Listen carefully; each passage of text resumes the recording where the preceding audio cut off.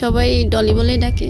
মনি বলেও ডাকে? না, মনি শুধু আমার ভালোবাসার মানুষ ডাকে। আচ্ছা ঠিক আছে। তো ডলি আপনার বয়স কত এখন? এখন 24 বছর বয়স। থাকছেন কোথায়? আমি মাওনা থাকি। মাওনাতে থাকেন। আর ওটাই কি আপনার জন্ম জেলা? না, আমার দেশের বাড়ি সিরাজগঞ্জে। তো 24 বছরের ডলি আজকে এখানে এসছে এবং ডলির কি গল্প সেটা আমরা উদ্ঘাটন করতে চাই। আমি কিছুটা জানি এবং আমার কাছে মনে হয়েছে যে এটা একটা বার্নিং ইস্যু হতে পারে রিসেন্টলি, রাইট নাও। কারণ ফেসবুকে আমরা এরকম ঘটনা অনেক দেখি, হরহামেশাই দেখি। এটা নতুন কিছু না, তবে আবারও একবার নতুন করে মনে করিয়ে দেওয়া দরকার। খুব ইম্পর্টেন্ট একটা গল্প। এবং ডলি, আপনি যেহেতু পরিণত বয়স্ক এবং আপনার যে গল্প সেই জায়গাটা থেকে আপনার ফেস বা আপনার চেহারা সামাজিক যোগাযোগ মাধ্যমে যদি আমরা দেখাই, অনেকেই সেটা নিয়ে বিরূপ মন্তব্য করতে পারে, আপনার জীবনে বিরূপ প্রতিক্রিয়া পড়তে পারে। এটা জেনেও কি আপনি রাজি আছেন যে আপনার ছবি বা আপনার ভিডিও ফেসবুকে বা ইউটিউবে গণযোগাযোগ মাধ্যমে? হ্যাঁ, আমার রবিউল ছাড়া অন্য কোনো খারাপ বললে আমার সমস্যা হয় না। মানে আপনার এতে কোনো আপত্তি নাই? না, আমার কোনো আপত্তি নেই। আচ্ছা, তারপরে আপনি সজ্ঞানে স্বেচ্ছায় অনুমতি দিচ্ছেন। ঠিক আছে, ও যেহেতু অনুমতি দিয়েছে, this is a very sensitive episode. প্রিয় শ্রোতা, ও একটা ব্যক্তির নাম নিয়েছে। কেন নিয়েছে আমরা টাচ পেলাম, আমরা শেষ পর্যন্ত গেলে হয়তো বা জানবো। কোনো কিছু গেস করবেন না, কারণ আমি সবসময় বলি যে একটা বাঁকে এসে অনুমান করার কোনো উপায় নেই আরেকটা বাকি কি ঘটছে। তো ও অনুমতি যেহেতু দিয়েছে, আমরা ফেসবুকে আমার ইউটিউব চ্যানেলে ওনার ছবি এবং ভিডিও পাবলিশ করব। ওকে, শুরু করি আমরা ডলি, একেবারে ছোটবেলা যেখান থেকে আপনার শুরু করার আছে। আমরা 3 বোন 1 ভাই। আমি সবার ছোট, খুব আদরের আর অনেক দুষ্ট। আপনার কাঁদতে ইচ্ছে করলে আপনি কাঁদবেন, কোনো সমস্যা নাই, লুকানোর কিছু নাই। আমি সবসময় মানুষকে বলি যারা এখানে গল্প বলতে আসেন, 2 থেকে 2.5 ঘন্টা সময় পাওয়া যায় আপনাদের সাথে। আপনার যা করতে ইচ্ছে করে, মনটাকে হালকা করার জন্য যা বলতে ইচ্ছে করে আমাকে বলেন। যখন আপনাকে চেয়ার দিব, তার মানে ইটস ইওর চেয়ার, আপনি বলতে পারেন, কোনো সমস্যা নেই। আমার বাবা 2007 সালে মারা যায়। তারপরে তখন আপনার বয়স কত? তখন আমার বয়স 8-9 বছর হবে। আচ্ছা, তখন আমার বড় বোনের বিয়ে হয়ে যায়। এটাই কি আপনার জীবনের প্রথম দিককার মেমোরি, নাকি তারও আগেও কোনো ঘটনা আছে যেগুলো বলার মতো? এখান থেকে। আচ্ছা, কিভাবে মারা গেল বাবা? আমার বাবা অনেক টাকা ঋণ করছিল। আচ্ছা, তারপরে উনি মানে এই ঋণের চিন্তায় স্ট্রোক করে মারা যায় হঠাৎ করে। কয় ভাই বোন ছিলেন আপনারা? আমরা 3 বোন 1 ভাই। বড় বোনের শুধু বিয়ে দিয়েছিল। আচ্ছা। আর আমরা 2 বোন আর আমার ভাই ছিল। আচ্ছা, ভাইও বিয়ে করছিল। আপনার বাবা কি করতো? আমার বাবা ব্যবসা করতো। কিসের ব্যবসা? গরুর ব্যবসা করতো। তো ওই জায়গাটা থেকে বাবা ঋণ করে স্ট্রোক করে মারা যায়। আচ্ছা, তারপর কি হলো? তারপরে অভাব আসে, ভাই ভালো কাজ করে না ঠিক মতো, আর বড় বোনের তো বিয়ে হয়েছে। পরে আমরা 2 বোন থাকি বাড়িতে, আমি অনেক ছোট। পরে আমার মেজো বোন স্কয়ারে জব নেয়। তারপরে কিছুদিন পর আমিও জব নেওয়ার জন্য চেষ্টা করি, যেভাবে হয়তো 2 বোন চাকরি করলে বাড়ির সংসারটা একটু ভালো মতো চলবে। পরে 2009-এ আমি ঢাকাতে আসি। বাড়িতে তো অনেক অভাব থাকে। ঢাকাতে আসলে আমিও চাকরি নেই, আমার চাকরি হয় না, ছোট বলে কেউ নিতে চায় না। পরে আমার বোন বলে যে আমাদের অনেক অভাব, হাতে পায়ে ধরে আমার চাকরিটাও নিয়ে দেয়। পরে আমার বড় বোন কেউ নিয়ে আসে। পরে আমরা 3 বোন চাকরি করি, খুব ভালোভাবে দিন কাটে তখন আমাদের। পরে আমি 2013 সালে আমার পাশের গ্রামের এক খালা বলে যে ডলিকে তো একটা ছেলে পছন্দ করতেছে, তো ওর তো এখন সুন্দর হয়েছে আগের চেয়ে, তো ওকে বিয়ে দাও। পরে বাড়ি থেকে এটা বলে, আমি জানি না। পরে বাড়িতে একদিন আমাকে নিয়ে যায়, অনেকদিন পর ছুটিতে যাই। পরে ছুটিতে গেলে ওইখান থেকে এসে আমাকে ওই দিন দেখে, মানে আমার যে শাশুড়ি হবে সে আমার চুল দেখে পছন্দ করে ফেলায়। পরে ওই দিন পাকা টাকা করে ফেলায় যে আমার ছেলে যদি বিয়ে করে এই মেয়েকেই বিয়ে করবে। আচ্ছা। পরে উনি বাইরে থাকতো, পরে বাইরে থাকতে ওরকম কথা মতো হইতো। পরে সব কিছু ঠিকঠাক হইলো, আমি চলে আসলাম। পরে আমি বললাম না, আমি এখন বিয়ে করব না, আমি আরও কিছুদিন চাকরি করব। পরে আমার বড় আপু প্রেম করে বিয়ে করে থাকে, এর জন্য এখন আমি সিরিয়ালে থাকি। পরে আমাকে বিয়ে দিয়েবেই। আচ্ছা। আমার মা কথা দিয়ে দেয় যে আমি যদি বেঁচে থাকি তাহলে আপনার ছেলের সাথে আমার মেয়ে বিয়ে দেবো। ছেলে দেশের বাইরে থাকে? হ্যাঁ, দেশের বাইরে থাকে। পরে আমাকে বাড়িতে নিয়ে এসে ওই ছেলেদের বাড়িতে বেড়াইতে নিয়ে যায়, আমরা দেখতে যাব। পরে ওইখানে নিয়ে আমাকে কাবিন করে ফেলায়। আপনি ছেলেকে তখন দেখেননি? না, আমিও দেখিনি। ছেলেটা কোথায় আছে? দেশের বাইরে? মালয়েশিয়াতে। আচ্ছা। পরে কাবিন করে ফেলায়। পরে আমি আমাদের বাড়িতে চলে আসার পর আমি ঢাকা চলে আসি তারপরের দিনই, যে তোমরা ওকে জোর করে বিয়ে দিছো কেন? পরে আমাকে ওই মারধর করে পরে বলতেছে এই বিয়ে তোমার করতে হবে। পরে ঢাকাতে আসার পরে ওই ছেলে আমার ফোন নাম্বার নিয়ে আমার সাথে কথা বলতে চায়। আচ্ছা, পরে কথা বললে আমি ওকে বলি যে দেখেন আমাকে বিয়ে করেন না, আমি এখন বিয়ে করব না, আমি আরও অনেক দেরিতে বিয়ে করব। পরে বলে না, আমার বাড়ি থেকে মা পছন্দ করছে, আমি তোমাকেই বিয়ে করব। পরে 14 সালে চলে আসে। চলে আসলে পরে বিয়ে করে আমাকে নিয়ে যায়। পরে 2 মাস থাকার পরে চলে যায়। পরে আমি বলি যে আপনি চলে গেছেন, এরকম করে ফ্যামিলিতে আমরা গরিব, ওরা অনেক ধনী ছিল, তো আমাদের বাড়ি থেকে বেশি টাকা দিতে পারে নাই, 1,20,000 টাকা দিছিল। এটা বলে আমার শাশুড়ি বলে আমার বাড়ির সাথে আমার চেহারা মেলে না, ফকিরের মতো দেখা যায়। কে বলে এটা? আমার শাশুড়ি। আচ্ছা, এরকম কথা সবসময় বলে। আর ওই বাড়িতে কিছু হারাইলে বলে যে বউ চুরি করে বাপের বাড়ি দিয়ে আইছে। তখন আপনার জামাইয়ের সঙ্গে দেখা হয়নি? আপনি না, জামাইয়ের সাথে আইছে। আচ্ছা, আসার পরে আমাকে কি তো কথা হলো? রেখেই চলে গেল আবার। না, কিন্তু আসার পরে কি কথাবার্তা হলো? কেমন লাগলো জামাইয়ের সাথে? না, আমি ওনার সাথে তখন আমার ভালো কথা সম্পর্ক হয় নাই, কারণ আমি তো ওনাকে বিয়ে করবই না। আচ্ছা, আর ওনার অনেক বয়স ছিল হ্যাঁ। তখন ওনার বয়স ছিল 32 বছর। তখন আপনার বয়স কত তখন? আমার বয়স ছিল তখন মনে হয় 20 এরকম হবে। কেমন বিষয়? আপনার কত সালে বিয়ে হয়েছে আপনার? 14 সালে। 14 সালে, আজকে হচ্ছে 19। ওইরকমই বলা চলে। হ্যাঁ, পরিণত বয়সী তো ছিলেন মোটামুটি। হ্যাঁ। আচ্ছা, কিন্তু আমি তো ওনাকে বিয়ে করবো না, আমি বলছিলাম। তারপরে উনি বিয়ে করছে কেন? সেটা তো উনি দায়ী না, আমার মনে হয় আপনার মাও অনেকখানি দায়ী। হ্যাঁ, মা তো কথা দিয়ে দিয়েছে, পরে আমি তো ওনাকে না করছি আচ্ছা, যে আমাকে বিয়ে করেন না, আপনি নিষেধ করলেই হবে। আচ্ছা আচ্ছা আচ্ছা। পরে উনি চলে যায়, এরকম কথা বলে। পরে আমার পাশের বাড়ি কিছু ছেলেরা ছিল, মানে দেবর লাগে সম্পর্ক, ওরা যদি বাসার কাজ দিয়ে যাইতো তাহলে বলতো যে বউ ফোন দিয়ে নিয়ে এসে। আমি বাড়ির বাইরে বের হইলে বলতো যে বউ মনে ওই ছেলের সাথে কথা হয়েছে, তাই ওই বাইরে চলে গেছে। এরকম নানান কথা। আমার দেবর ছিল একটা, ও আমাকে মারধর করতো, এত ছেলেদের সাথে কিসের কথা, বাড়ির বাইরে কিসের বের হনো। মানে এরকম। পরে আমি আমার হাজবেন্ডের কাছে সবকিছু বলি। আচ্ছা, যেরকম। কি নাম ছিল আপনার হাজবেন্ডের? আমার হাজবেন্ডের নাম জ্যোতি। জ্যোতির কাছে সবকিছু বলেন? হ্যাঁ, যে তুমি আসো, এরকম করতেছে, আমাকে বিশ্বাস করে না, তুমি থাকলে আর এরকম সন্দেহ করবে না। আর আমার যখন যেটা লাগে ওইটা তো আমি বারবার চাইতে পারি না, তো তুমি আমাকে মাসে মাসে টাকা পাঠাবা। বলে যে টাকা পাঠাইতে কি হবে, আমি তো খাওয়ার টাকা বাবার কাছে দিয়েই দিই, তুমি আর টাকা দিয়ে কি করবা। আচ্ছা। পরে এরকম করার পরে আমি একদিন আমার শাশুড়ির একটা কাপড় হারিয়ে গেল। পরে আমাকে বলতেছে যে এই বউ চুরি করছে, চুরি কইরা বাপের বাড়ি দিছে। পরে আমি বলছি যে না, আমি চুরি করি নাই। পরে ওরা কবিরাজ বাড়িতে গেছে, আচ্ছা, চোর ধরবে। পরে কবিরাজ মনে কি বলছিল এটার এসে বলে নাই। পরে আমাকে আর ওই দিন কিছু বলে নাই। না বললে একদিন ঘরে আমাদের ওখানে প্রচুর পরিমাণ আম হয় ওদের বাড়িতে। পরে একদিন আম ঝাঁকাতে পেরে আমার শাশুড়ি যে গুনে রাখছিল, আমি আর সেটা জানতাম না। আচ্ছা। পরে আমি 2টা আম নিয়ে আমার পাশের বাড়ির একজনকে দিছি, আমগুলো পাকছে, খান। বৃদ্ধ লোক উনি। পরে উনি গুনে রাখছে, আমি জানি না। পরে আমার শ্বশুর আইছে, শ্বশুরের কাছে সব বলে দিছে, তোমার ছেলের বউ আম চুরি করে খাইছে, চোর হইছে, এই চোর বউ রাখা যাবে না, বাড়িতে মানায় না, এরকম কিছু। পরে আমি শুধু কান্না করি আর আমার হাজব্যান্ডের কাছে সব কিছু বলি।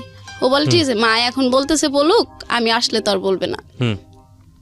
আচ্ছা, ওই দিনও গেল। পরে একদিন গরুর মাংস রান্না করব। পরে গরুর মাংস আমার শাশুড়ি কেটে পিস গুনে রাখছে যে এখানে এত পিস মাংস আছে। আচ্ছা। তা আমি রান্না করার সময় মানে তরকারিতে লবণ হয়েছে কিনা এটা টেস্ট করার জন্য 1 পিস মাংস খাইছিলাম। সেটা আমাকে না জিজ্ঞাসা করে আমার শ্বশুরের কাছে বিচার দিতেছে। আর আমার একটা চাচি শ্বশুর ছিল, ওনাকে ডেকে এনে দেখাইতেছে, দেখো বউ না মাংস চুরি করে খাইছে। এটা সারা গ্রামের লোক যখন জেনে গেল, তখন আমি ওই বাড়ি থেকে চলে আসলাম। আর তখন ডিসিশন নিয়ে নিছি যে একটা মাংসর জন্য যে সারা গ্রাম ছড়াইতে পারে, এরকম বাড়িতে আমি থাকবো না। আমার হাজবেন্ডের কাছেও বলি, ও বলে যে তুমি খাইছো কেন, মা ভাগ করে দেওয়ার পরে তুমি খাইতা। পরে আমি বাড়িতে জানাই, আর বাড়ি থেকে সবকিছু দিত আমার। আচ্ছা, শ্যাম্পু টেম্পু যা কিছু লাগতো, মানে প্রয়োজনীয় সামগ্রী যা লাগতো সব বাড়ি থেকে দিত। হ্যাঁ, ওকে। পরে আমি বলতাম যে আমার যদি সবকিছু বাড়ি থেকেই দেওয়া হয় তাহলে আমি বাড়িতেই থাকি, উনি যখন আসে তখন যাব। পরে ওইখানে চলে আসার পরে ও একদিন ফোন দিয়ে, আমার ফোন বিজি পাইছিল মনে হয় আমার হাজব্যান্ড। পরে বলতেছে যে আমি তোমাকে আর রাখবো না, তুমি অন্য ছেলেদের সাথে সম্পর্ক করো, এর জন্য বাড়ি থেকে চলে গেছো। বিয়ের কয়দিনের মাথায় এই ঘটনা? বিয়ের উনি থাকতো আমার কাছে 2 মাস থাকার পরে আমি ওইখানে থাকছিলাম মনে হয় 5-6 মাস। আচ্ছা, তো এই সময়ের মধ্যেই ঘটনা। হ্যাঁ, তারপর পরে তো আমি চলে এসে ডিসিশন দিলাম যে আমি ডিভোর্স দিয়ে দেবো। হুম আমার মা বাবা সবাইকে, পরে কেউ রাজি হয় না যে না ডিভোর্স দেওয়া যাবে। পরে আমি বলছি তাহলে আমি সুসাইড করব, ওই বাড়িতে যদি আমার যাইতেই হয় তাহলে আমি সুসাইড করব। হুম এটা বলার পরে তখন সবাই ডিসিশন নিল যে আচ্ছা ঠিক আছে, মেয়ে যখন এই বাড়িতে থাকবে না তাহলে ঠিক আছে ডিভোর্স দিয়ে দাও। হুম হুম, পরে আমার কাবিনের আমরা যৌতুক দিছিলাম 2,01,20,000 টাকা। পরে সেই টাকা নিয়ে আবার এমন সৃষ্টি হয় হুম, যে আমরা এত টাকা দিতে পারবো না, আমরা 80,000 টাকা দেবো। আচ্ছা পরে ওই আমাদের এলাকার সবাই বসে বলছে যে না ওরা যে এত টাকা দিছে সব টাকা দিতে হবে। ওকে, পরে সব টাকা দিয়ে দেয়, আমি ডিভোর্স দিয়ে দিই। টাকাগুলো আপনাদেরকে দিয়ে দেয়, হ্যাঁ আমাদের টাকা আমাকে দিয়ে দেয়। ব্যাগ দিয়ে দেয়। হ্যাঁ, হ্যাঁ, পরে ওইখান থেকে ওই ডিভোর্স দেওয়ার পরের দিনই আমি ঢাকাতে চলে আসি, মাওনাতে। মানে এটা কি প্ল্যান ছিল নাকি এমনিতেই চলে আসলেন? না এমনিতেই এখন গ্রামের লোক নানান কথা বলবে। ও, কথা থেকে বাঁচার জন্য। হ্যাঁ, তো মাওনা থেকে ছিল? মাওনাতে ছিল আমার একটা বোন আর আমার একটা ফ্রেন্ড। হুম পরে আমি ওইখানে যাই, ওইখানে গেলে আমি একটা চাকরি, ওইখানে স্কোয়ারে চাকরি নিই। হুম, নেওয়ার পরে ওইখানে স্কয়ার বেশ, টেক্সটাইলে। হ্যাঁ হ্যাঁ, হুম বেশ সুন্দর দিন কাটতেছে ওইখানেও। মানে আমি এত চঞ্চল একটা মেয়ে। হুম ওই শ্বশুর বাড়িতে থাকার পরে আমি কিছুদিন অফ হয়ে গেছিলাম, হুম আর ওরকম দুষ্টামি করা যায় না। হুম। পরে এইখানে আসার পরে আবার সবকিছু আমার আগের মতোই হয়ে গেল। হুম, দুষ্টমি, চঞ্চলি, ঘোরাফেরা। ওরা তো মহান খুশি, একটা ভালো বন্ধু পাইলো, আচ্ছা, আর দুঃখ থাকবে না ওদের কারো। জি। পরে এই করতে করতে তখন আমি 16 সালে যাই। 17 সালে আমি আমার আপুর ওই ফ্রেন্ডের সাথে ওই আমার ওই রবিউল নামের একটা ছেলের ছবি দেখি আচ্ছা ফেসবুকে। আচ্ছা, পরে আমার ভীষণ ভালো লাগে ওই ছবি দেখার পর। পরে আমি বলতেছি আপু এই ছেলেটারে না আমার খুব ভালো লাগছে। পরে আপু বলতেছে প্রেম করবি? আমি কইছি হ। পরে বলতে যাচ্ছে ঠিক আছে, মিঠুর কাছে বললে ওই ছেলের এই নাম্বার। আপুটা কে ছিল? আমার আপু। আপন? হ্যাঁ। আচ্ছা, পরে বলতেছে তুই প্রেম করবি? আমি কইছি হ্যাঁ। পরে বলতেছে আচ্ছা, আর মিঠুর কাছে বললে নাম্বার নিয়ে দেবো না। পরে মিঠু ভাই বলতেছে যে ওর নাম্বার তো আমি এখন দিতে পারবো না, তুই ওর আইডি নাম্বার। মিঠু ভাইটাকে? ওই ছেলের ফ্রেন্ড। তো মিঠু ভাইয়ের সঙ্গে আপনার বোনের কি সম্পর্ক? আমার বোনের সাথে, আমার বোনকে পছন্দ করতো ওই ছেলে। এ মিঠু? হ্যাঁ আচ্ছা, তো তার বন্ধু হচ্ছে এই রবিউল? হ্যাঁ। ওকে, তো মিঠুর সাথে আপনার বোনের সম্পর্ক তখনও ছিল? না, তাহলে কথা বলতো ফোনে, মানে আচ্ছা। আমার আপুকে ভালোবাসতো, আপু ভালোবাসতো না। ওকে, ঠিক আছে। তারপর? তারপরে আমি ওর আইডি নাম্বারটা নিয়ে মেসেঞ্জারে কিছুদিন কথা বলি, হুম অনেক কয়দিন। ও ওর নাম্বারটা দিতে চাচ্ছে না। পরে একদিন আমি মেসেঞ্জারে ফোন দিই। হুম পরে আমি বলি যে আচ্ছা আপনি কী সমস্যা, আপনি কথা বলতে চান না কেন? পরে বলে যে না আমি যদি প্রেম করি তাহলে তো টাকা লাগবে, আমি তো কোনো কাজ করি না, এই জন্য আমি কারোর সাথে প্রেম করি না। হুম আমি বলছি কেন, প্রেমের চেক টেক খাইছেন নাকি? হুম পরে কয় হ্যাঁ একটা মেয়েকে ভালোবাসতাম, যে ওই মেয়ের বিয়ে হয়ে গেছে, এরপরে আর প্রেম করি না, হুম আর প্রেম করতে তো টাকা লাগে। পরে আমি বললাম যে ঠিক আছে তাইলে তুমি আমার বয়ফ্রেন্ড হও, আমি তোমার গার্লফ্রেন্ড হই। কয় না এটা হবে না, আমি তোমার গার্লফ্রেন্ড হই, তুমি আমার বয়ফ্রেন্ড হও। মানে আমি টাকা পয়সা খরচ করার ক্ষেত্রে? হ্যাঁ হ্যাঁ, মানে বয়ফ্রেন্ড হইলে আমি টাকা খরচ করবো আর ও তোমার গার্লফ্রেন্ড থাকবে। পরে আমি বললাম আচ্ছা ঠিক আছে, আমার তো তোমাকে ভালো লাগছে, তাহলে ঠিক আছে তুমি কিন্তু আজকের থেকে আমার গার্লফ্রেন্ড। হুম পরে বলছে ঠিক আছে। এভাবে 17 সাল থেকে আমরা প্রেম করতেছি। পরে রোজার ঈদ আসলো, ওকে বললাম যে আচ্ছা আমরা কি দেখা করতে পারি? পরে বলতেছে হ্যাঁ দেখা তো করা যায়, কিন্তু যে দেখা করতে তো অনেক খরচ হবে। হুম আমি তো তোমাকে বলছি আমার কাছে টাকা পয়সা থাকে না, বাড়ি থেকে যদি টাকা দেয় তাহলে আমি ঘুরতে পারি, নাইলে নাই। হুম পরে আমি বলছি যে তুমি চিন্তা করো কেন, তুমি তো আমার গার্লফ্রেন্ড, হুম আমি তো তোমার টাকা খরচ করতে দেবো না। হুম পরে বলছে ঠিক আছে তাইলে মিঠু ভাইয়ের কাছে বলি, যদি ভাই বলে তাহলে দেখা করব। হুম পরে আমি বলছি কেন মিঠু ভাইয়ের কাছে বলতে হবে কেন? কয় না প্রেম করে দিছে, পরে হে ওরে যদি না বলি পরে কেমন না। হুম পরে আমি বলছি আচ্ছা ঠিক আছে। পরে আমি বাড়িতে যাই, পরে পরে বলতেছে না আমরা এইবার দেখা করব না, আমরা কুরবানি ঈদের পরে দেখা করব। হুম পরে বলছে আচ্ছা ঠিক আছে। পরে ঈদের পরে একবার আমি আমার আপু নওগাঁতে যাই হুম ঘুরতে, ওই মিঠু ভাইয়ের সাথে দেখা করতে। আচ্ছা, পরে মিঠু ভাইয়ের সাথে দেখা করতে ও ওইখানে থাকে। হুম পরে আমার আপু থাকে। পরে আমরা 4 জন একটা রিক্সা করে একটা পার্কে যাই। আচ্ছা, পরে ওই দিন আর কোনো কথা হয় নাই ওর সাথে, আপু ছিল, মিঠু ভাই ছিল, হুম শুধু এতটুকু কথা হয়েছে বিএনের কি শরীর খারাপ, এইটুকু কথা বললো। ও পরে ওর ফ্রেন্ডদের সাথে চলে গেছে, আমি আমার আপু আর মিঠু ভাই চলে আসি, হুম আমাদের গাড়িতে উঠে দিয়েছে। পরে চলে আসি। পরে আসার পর ওই দিনকে দেখার পর থেকে প্রেমটা আরো গভীর হয়ে গেল। হুম মানে ও আমাকে সামনাসামনি দেখছে, আমিও সামনাসামনি দেখছি। আচ্ছা, পরে তো মানে কন্টিনিউ কথা হচ্ছেই, ঘুম নাই, কারো খাওয়া নাই, শুধু কথা আর কথাই কথা। আমি কিন্তু ফোন দিয়ে দেখ সবসময় কথা বলি। পরে ও একদিন আমার মর্নিং ডিউটি থাকে, পরে আমার ডিউটি শেষ হয় 2টা বাজে। ও পরে মানে ফোন দিচ্ছে, আমি অফিস থেকে একটু দেরি করে আইছি, ফোন রুমে রেখে গেছিলাম, পাগল হয়ে গেছে আমার সাথে কথা বলার জন্য। ওকে ওকে ওকে। পরে আমার একটা ফ্রেন্ড ছিল, ও ধরছে, পরে বলতেছে যে আপু একটু ডলিমনির কাছে দেওয়া যাবে?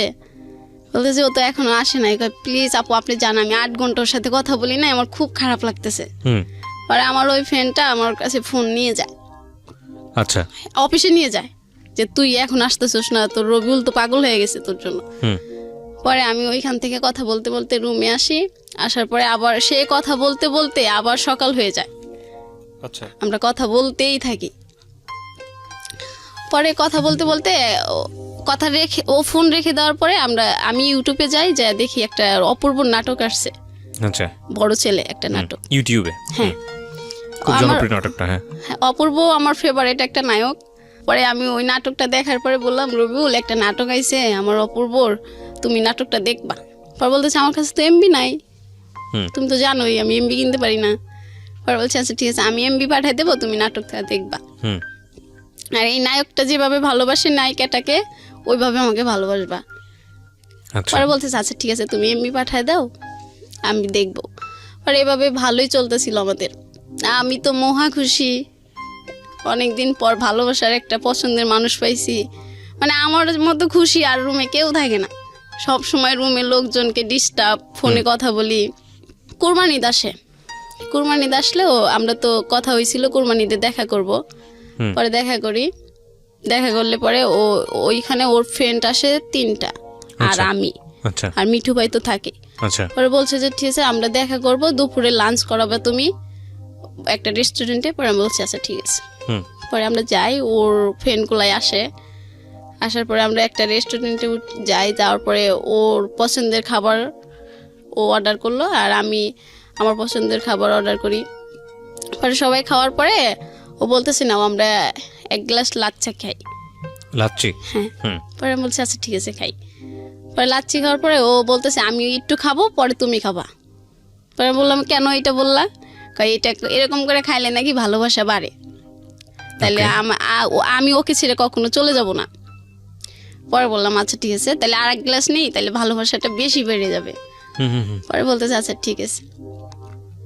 পরে ওইখান থেকে খাওয়াটার পর ওর ফ্রেন্ডগুলো বগুড়া মহাস্থানগড়ে যায় ওইখানে ঘুরতে। পরে আমি আর ও আমাকে আর ওকে একটা হোটেলে নিয়ে যায়।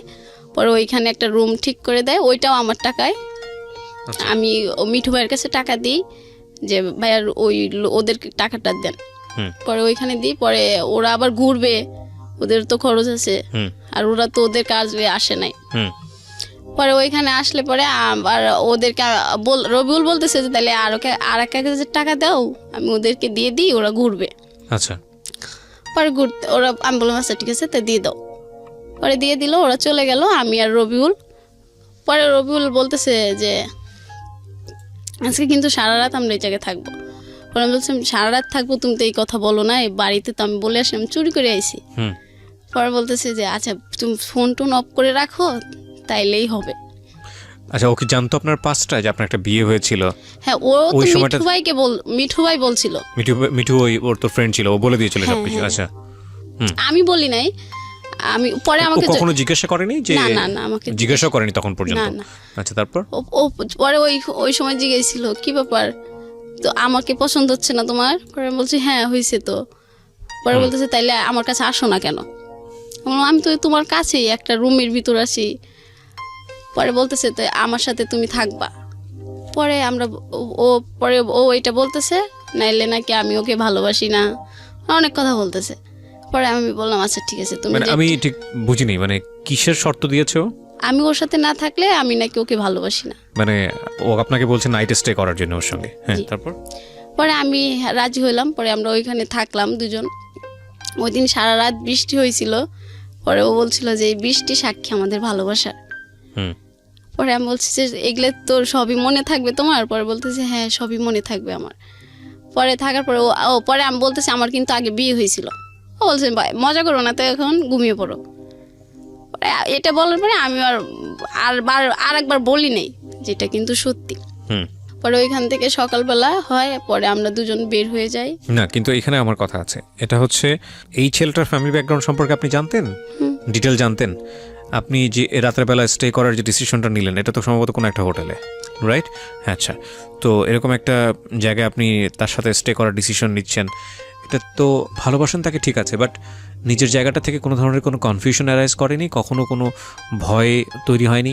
বা আপনি যে কাজটা করতে যাচ্ছেন এটা তো অনৈতিক কাজ, এরকম কখনো মনে হয়নি ওই সময়টা? হয়েছে, কিন্তু ও আমাকে বলছে যে এটা যদি না করি তাইলে ও মনে করবে যে ওকে আমি ভালোবাসি না।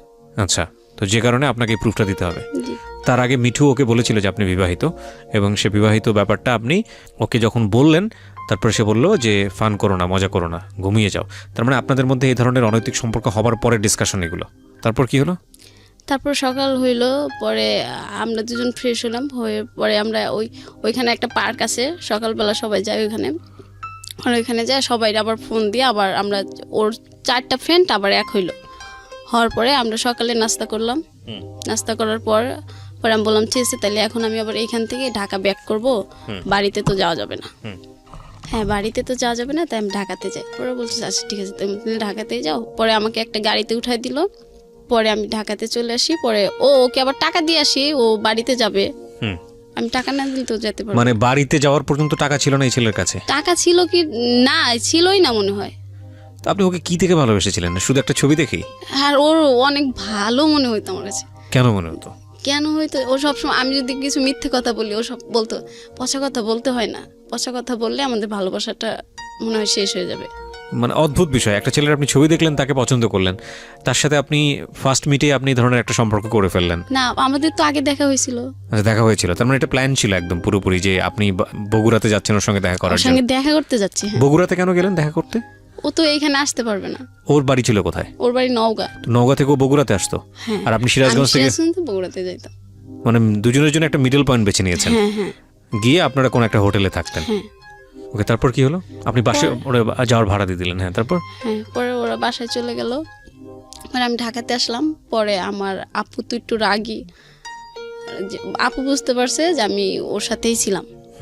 পরে আপু আমার সাথে আর কথা বললো না, কথা না বলে আমার ফ্রেন্ড পরে বলতেছে যে তুই কালকে সারা রাত ফোন বন্ধ করে রাখছিলি, সবাই তো খুব টেনশন করছে, তুই সকালবেলা ঘুম থেকে উঠে চলে গেছিস। পরে বলছে আমার দোষ নাই রে, ও না আমাকে ফোন বন্ধ করতে কইছিল, এই জন্য ফোন। মানে হে যা বলতো আপনি মোটামুটি চোখ বন্ধ করে সেগুলি করতেন? তারপরে বলতেছে যে এখন আর কথা বলিস না, তাইলে কিন্তু তোরে মারবে। কে মারবে? আমার বোন। আচ্ছা। তারপর আচ্ছা ঠিক আছে, কথা বলবো না। পর বলতেছে ঘুমিয়ে পড়, রাত্রে তো ডিউটি আছে। হ্যাঁ, তো বড় বোনই বলছে প্রেম করার জন্য, আবার বড় বোনই গায়ে হাত তুলতেছে, আমি ঠিক বুঝলাম না। বড় বোন তো জানে না যে আমার সাথে দেখা করে রাত্রে থাকবে। তো বড় বোনকে ওটা ফান করে বলেছিল? ফান করে বলছিল কিনা তা জানি না, তবে আমি তো সবসময় বলতাম যে আপু একটা সুন্দর ছেলে হইলে আমি প্রেম করবো। মানে আমার কাছে যেটা মনে হচ্ছে one kind of mysterious thing, because বড় বোন ইন্সপায়ার করতেছে সম্পর্ক করার জন্য, আবার সে যদি বাইরে নাইট স্টে করে তখন বড় বোন আবার গায়ে হাত তুলবে, মানে অদ্ভুত রকমের ব্যাপার স্যাপার। ওকে, তারপরে বললো যে রাত্রে ডিউটি আছে, তাহলে এখন ঘুমিয়ে পর ফ্রেশ হয়ে। পরে আমি আবার বললাম আচ্ছা ঠিক আছে, ঘুমাই, আপুর কাছে যাই একবার। বড় আপুর কাছে? মানে এটা আপনাকে কে বলছে ঘুমিয়ে পড়ার কথা? আমার ফ্রেন্ড বলতেছে। ফ্রেন্ডের সঙ্গে থাকতেন আপনি? ও একই জায়গায় চাকরি আমরা করতেন? এক রুমে 6 জন থাকি, আমরা রুমমেট। ও 6 জন থেকে আপনারা গার্মেন্টসে কাজটা করতেন? হ্যাঁ হ্যাঁ। মানে সবাই একসাথে? প্রত্যেকটা রুমে 6-7 জন করে থাকে, সবাই একই গার্মেন্টসে কাজ করতেন? হ্যাঁ হ্যাঁ হ্যাঁ। আচ্ছা, ঠিক আছে, তারপর? পরে আমি বলতেছি না, আপু মন খারাপ থাকলে আমার ভালো লাগে না, যাই। তারপরে আমি আপুর কাছে যাই, পরে আপু ভাত রান্না করে মনে হয়। পরে আমারে বলতেছে তুই যদি আমার শরীরে টাচ করিস আমি কিন্তু পাতিল মাতিল সব ফালাই দেবো। পরে আমি বলতেছি আপু আচ্ছা আর কোথাও যাবো, কিন্তু ফোন অফ করবো না, যাও, তোমাদের আর টেনশন দেবো না। পরে কইতেছে এবারের মতোই শেষ তো? পরে বললাম হ্যাঁ এবারের মতোই শেষ। পরে বলতেছে আচ্ছা তাহলে যা, খাবার খায় ঘুমিয়ে পড়। পরে আপু যখন ক্ষমা করে দিল তাইলে তো আমি আরো খুশি। পরে রুমে আসলাম, রুমে এসে ঘুমাইলাম না, রবিউলের সাথে আবার কথা বললাম। পরে ও বলতেছে কেউ কিছু বলছে? বলছে যে হ্যাঁ আপু একটু রাগ করছিল, এখন আপুর রাগটা কমছে। পরে বলতেছে ঠিক আছে তাইলে তুমি এখন ঘুমাও, তোমার তো রাত্রে অফিস আছে, আমিও ঘুমিয়ে পড়বো। পরে বললাম আচ্ছা ঠিক আছে তাইলে ঘুমাও। পরে ও আবার রাত্রে কথা বলতে পারতো না, হুম ওর ফ্যামিলি পাশের রুমে ওর মা থাকতো, খুব চুরি করে কথা বলতে হতো। পরে আমি সকালবেলা আবার অফিস থেকে আসলাম, অফিস থেকে আসার পর আবার কথা শুরু করে দিলাম। মানে এইভাবে কথা বলতে বলতে দেখা যেত যে আমার বেতনের টাকা পুরো শেষ হয়ে যেত। আচ্ছা, তারপর আপনি কথা বলেই যাচ্ছেন। তারপর আমি কথা আমার ফ্রেন্ডের কাছে বলতাম যে দেখ এই মাসে কিন্তু আমার টাকা শর্ট পড়ে যাবে, তুই কিন্তু টাকা দিবি। হুম পরে ও বলতেছে ঠিক আছে তুই কথা বলগা যা। হুম পরে বাড়িতে টাকা দিতে পারতাম না, মা বলতো কি ব্যাপার, আমার মেয়ে তো এরকম না, আর যাই কিছু করুক আমার মেয়ে তো আমাকে টাকা পাঠায় প্রতি মাসের 1 তারিখ হইলে, আচ্ছা এখন টাকা পাঠাও না কেন? পরে বলতেছি মা এখন না একটু সমস্যা হয়েছে, আমার খালি মজা খাইতে ইচ্ছা করে, আমি দোকানে অনেক টাকা ঋণ করে ফেলাই, এই জন্য আমি টাকা দিতে পারতেছি না। আচ্ছা ঠিক আছে মা, সামনের মাস থেকে আমি তোমাকে দিয়ে দেবো, যাও। মিথ্যা কথা বলতেন? হ্যাঁ, পরে মিথ্যে কথা বললাম। মা পরে মনে করলো যে এইটাই মনে হয় ঠিক, হুম আমার মেয়ে তো মিথ্যে কথা বলে না, কিন্তু মা তো আর জানে না আমি প্রেমে পড়ছি। হুম পরে আবার রবিউল আমাকে ফোন দিয়ে বলল যে তুমি কি আমার সাথে আবার দেখা করতে পারবা? পরে বলছি যে এখন সেদিনকে তোমার সাথে দেখা করে আসলাম, আবার এখন যাব, আমার কাছে তো এখন আর স্যালারি তো হয়ে গেছে, সেই 1 তারিখে হবে, হুম আর কিছুদিন পরে দেখা করি, তাহলে হাতে বেশি টাকা হবে, তখন দেখা করে আসবো, আর তোমার পছন্দের খাবারগুলো কিনে নিয়ে যেতে পারবো। হুম পরে বলতেছে না আমার পছন্দের খাবার কিনতে হবে না, তুমি আসলে। পরে আমি বলছি না তুমি ওই দিনকে আমাকে বলছো তোমার কালো আঙ্গুর পছন্দ, আমি এবার গেলে পরে অনেকগুলো আঙ্গুর কিনে দিয়ে আসবো, তুমি বাড়িতে নিয়ে খাবা। হুম পরে বলতেছে তুমি আসবা কি আসবা না, আমি তোমার কাছে আঙ্গুর চাইছি? পরে আমি বলছি আচ্ছা ঠিক আছে আসবো। পরে বলতেছে তোমার অমুক দিন এই টাইমে চলে আসতে হবে। মানে তখন কমেন্ট করছে আসলে? হ্যাঁ। পরে আমি বললাম যে আচ্ছা ঠিক আছে। পরে আমি আমাদের এলাকায় যাই, যাওয়ার পরে আমার এক কাকি থাকে, ওর কাছ থেকে আমি লাভের উপর টাকা নিই। মানে সুদে টাকা নেন? হ্যাঁ হ্যাঁ, সুদে টাকা নেন বয়ফ্রেন্ডের সঙ্গে দেখা করার হ্যাঁ, জন্য? আমার তো তখন স্যালারি তো এই 30 তারিখ 31 তারিখে হবে। জীবনে কত স্টোরি যে আমাকে শুনতে হবে। ওকে ফাইন, বলেন তারপর। পরে আমি তো চাচিরে বলি যে চাচি আমার তো টাকার দরকার। পরে বলতেছি টাকা দিয়ে তুই কি করবি, তোর তো কয়দিন পর বেতন হবেই। হুম পরে বলতেছি না বেতনের এবার ব্যাংকে কি যেন হয়েছে মনে হয় নেটের সমস্যা হবে। হুম কয় কি জানি আমার ছেলে তো উঠায় ব্যাংকে, তো কোনো নেটের সমস্যা হয় না, তোর খালি সমস্যা হয়। হুম পরে আমি বললাম তুমি দিবা 6,000 টাকা? পরে বলতেছে যা নিয়ে যা। আপনার স্যালারি কত ছিল ওই সময়? আমি যখন রবিউলের সাথে সম্পর্ক করতাম যে সময় তখন আপনি ঋণ নিতেছেন? হ্যাঁ হ্যাঁ, তখন আমার স্যালারি ছিল 7,000 টাকা। তো আপনি 6,000 টাকা ঋণ নিলেন? 6,000 টাকা নিলাম, মাসে 1 তারিখ হইলে আবার 6,000 টাকা লাভ দিতে হবে, আবার ওই 600 টাকা লাভ দিতে হবে, আর 6,000 টাকা ফেরত দিতে হবে। আপনার চিন্তাও হয়নি যে মাস কিভাবে না, চলবে? আমি তো খুব খুশি রবিউলের সাথে দেখা হবে। ও যে খুশি খুশি মন নিয়ে বলছে না, এটা আপনাদের একটু দেখা উচিত ওকে। যে তারপর পরে আমি টাকা নিয়ে ওইখান থেকে আবার আমার ভাইয়ের মেয়ের সাথে দেখা হয়। পরে বলতেছে তুমি বাড়িতে না যে এখানে কি করতেছো, যারাও দাদির কাছে গোয়া দি তুমি বাড়িতে আইসো। আমি বলতেছি ও কি তোমাকে আমি টাকা দেবো, কিন্তু মার কাছে বললো না আমি বাড়িতে আইসি। হুম পরে কইতেছে তাহলে বাড়িতে আসো। পরে আমি বাড়িতে যাই, শুধু 1 গ্লাস পানি খাই আবার চলে আসি, যে মা আসলে তো আমাকে আর যেতে দেবে না, হুম মা না আসার আগে আমার পলাইতে হবে। হুম মা নানির বাড়ি ছিল, পরে আমি ওইখান থেকে টাকা 6,000 নিয়ে চলে আসি, আচ্ছা আবার সিরাজগঞ্জ আসি ওইখান থেকে বগুড়াতে যাওয়ার জন্য। আচ্ছা পরে ওর জন্য অনেক কিছু কিনি, আপেল কিনি, কালো আঙ্গুরগুলো কিনি, তারপর কমলা থাকে। পরে ও সিগারেট খাইতো না, সেন্টার ফুড খাইতো, আমি ওগুলা কিনে নিই অনেকগুলো। হুম পরে ও টক খাইতে পছন্দ করে, আমি ওই যে বার্মির আচারগুলো থাকে ওগুলো অনেকগুলো কিনে নিই। হুম কিনে নিয়ে যাই, এটা আমি সিরাজগঞ্জ থেকেই কিনি, কারণ ওর সামনে গেলে যদি না কিনতে দেয়, আচ্ছা এই জন্য আমি ওইখান থেকে কিনে নিয়ে যাই। পরে ও আমার জন্য ওইখানে দাঁড়া থাকে, আবার সেই মিঠু ভাইকে নিয়ে আসে। পরে আর বলতেছে যে চলো আমরা আজকে 3 জন একসাথে ঘুরবো একটা রিস্কায়। হুম পরে আমি বললাম আচ্ছা ঠিক আছে চলো। পরে এগুলা দেখে মিঠু ভাই বলতেছে তুই কি প্রেমে পড়ছোস না কি করছোস? আমি কই কেন? কই তুই তো দেখতেছোস এখন সব কিছু ওকে দিয়ে দিবি। আর আমি বলছি না, ওকে সব কিছু চাই নাকি যে ওকে সব কিছু দিয়ে দেবো? পরে কইতেছে আচ্ছা দে, এগুলা আমি নিয়ে ঘুরি আর খাই, তুই ওর সাথে প্রেম কর। পরে আমি বলছি ঠিক আছে তাহলে আপনি যান। পরে একটা রিস্কায় আমরা দুজন যাই, আবার ওই হোটেলটার কাছেই যাই। পরে আমি বলতেছি কী ব্যাপার, এইটা তো সেই আগের বার আইছিলাম, এইটা না? কয় হ্যাঁ এইটাই। টাকা দাও তো 1500। পরে আমি বলছি টাকা কী করবা? কয় দাও, তুমি এখানে দাঁড়া থাকো, 1 লিটারের একটা পানির বোতল নাও। পরে আমি ওকে টাকা দিই, ও দাদারে ফোন দেয়, কি বলে তা তো আমি জানি না, মানে জিজ্ঞাসা করছিল যে এখানে কেমনে কি বলবো আমি। হোটেল আলাক। পরে ও রুম টুম ঠিক করে আমাকে বলতেছে আচ্ছা ঠিক আছে আসো। পরে আমি কই কই আমার উপরে একটা ফ্রেন্ড আছে, ও তোমাকে দেখবে। পরে আমি বলি তুমি তো সবসময় বলো, ও আমাকে সবসময় বলতো আমি নাকি কাক পাখি, আমি কালো তো এই জন্য। পরে আমি বলি, তুমি সবসময় আমাকে কাক পাখি বলো, এটা বলে দাও যে আমার কাক পাখি আইছে। পরে না কয় তুমি তো এখন একটু কোকিলের মতো সুন্দর হইতেছো, এই জন্য দেখতে চাইছে। পরে আমি যাই, গেলে পরে ওর ফ্রেন্ড দেখি ওই রুম, ফ্রেন্ড না ওইখানকারই একটা লোক বিছনা টিছনা ঠিক করে দেয় ওইখানে। ওই পরে বলতেছে আমার ফ্রেন্ডকে 200 টাকা দিয়ে দাও তো। আমি কই কেন? পরে কইতেছে যে ও কিছু কিনে নিয়ে আসুক খাবার টাবার। পরে আমি বলছি আচ্ছা ঠিক আছে। আসলে ওইটা খাবার কেনার না, মানে ওই ছেলেটা ওই বিছনা ঠিক করে দিছে, এর জন্য ওনাকে দিতে হবে। আমি তখন বুঝতে পারলাম, ও যখন পরে আর ফ্রেন্ড খাবার নিয়ে আসলো না তখন বুঝতে পারি। পরে ও বলতেছে যে আসো এখন আজকে আমরা সারা রাত থাকবো। আমি বলছি না, তুমি তো আমাকে এটা বলো নাই, তুমি আমাকে মিথ্যে কথা বলে নিয়ে এসো কেন? আমি তোমাকে ভালোবাসি বেশি, যখন যেটা বলো বিশ্বাস করি, এর জন্য। কহে না তুমি বিশ্বাস করো সেটা তো আমি জানি। আচ্ছা ঠিক আছে, আজকে সারা রাত থাকতে হবে না, আমরা আজকে 2 ঘন্টা থাকলেই হবে। ওরা বলছে তুমি অসুস্থ, তারপরে দেখা করতে চাইছো, আমি এর জন্য আইছি, তুমি অসুস্থ দেখতে আইছি। বলতেছে না ওইটা আমি মিথ্যে কথা বলছি, আমার অসুখ না। পরে আমি বলছি আচ্ছা ঠিক আছে, আজকের থাকাই কিন্তু তোমার সাথে আমার শেষ থাকা। পরে বলতেছে তুমি এই কথা বললে কেন? পরে ও এমন অভিনয় করতেছে, মানে ও আমাকে এত ভালোবাসে যা আমি, মানে আমাকে আমার ফ্যামিলির কেউ এত ভালোবাসে না। পরে আমার স্কার্ফে পিন ছিল, ওইটা দিয়ে ও হাত কাটতে শুরু করতেছে যে তুমি যদি আমার সাথে না থাকো তাইলে কিন্তু আমি দেখো তোমার সামনে কি করি।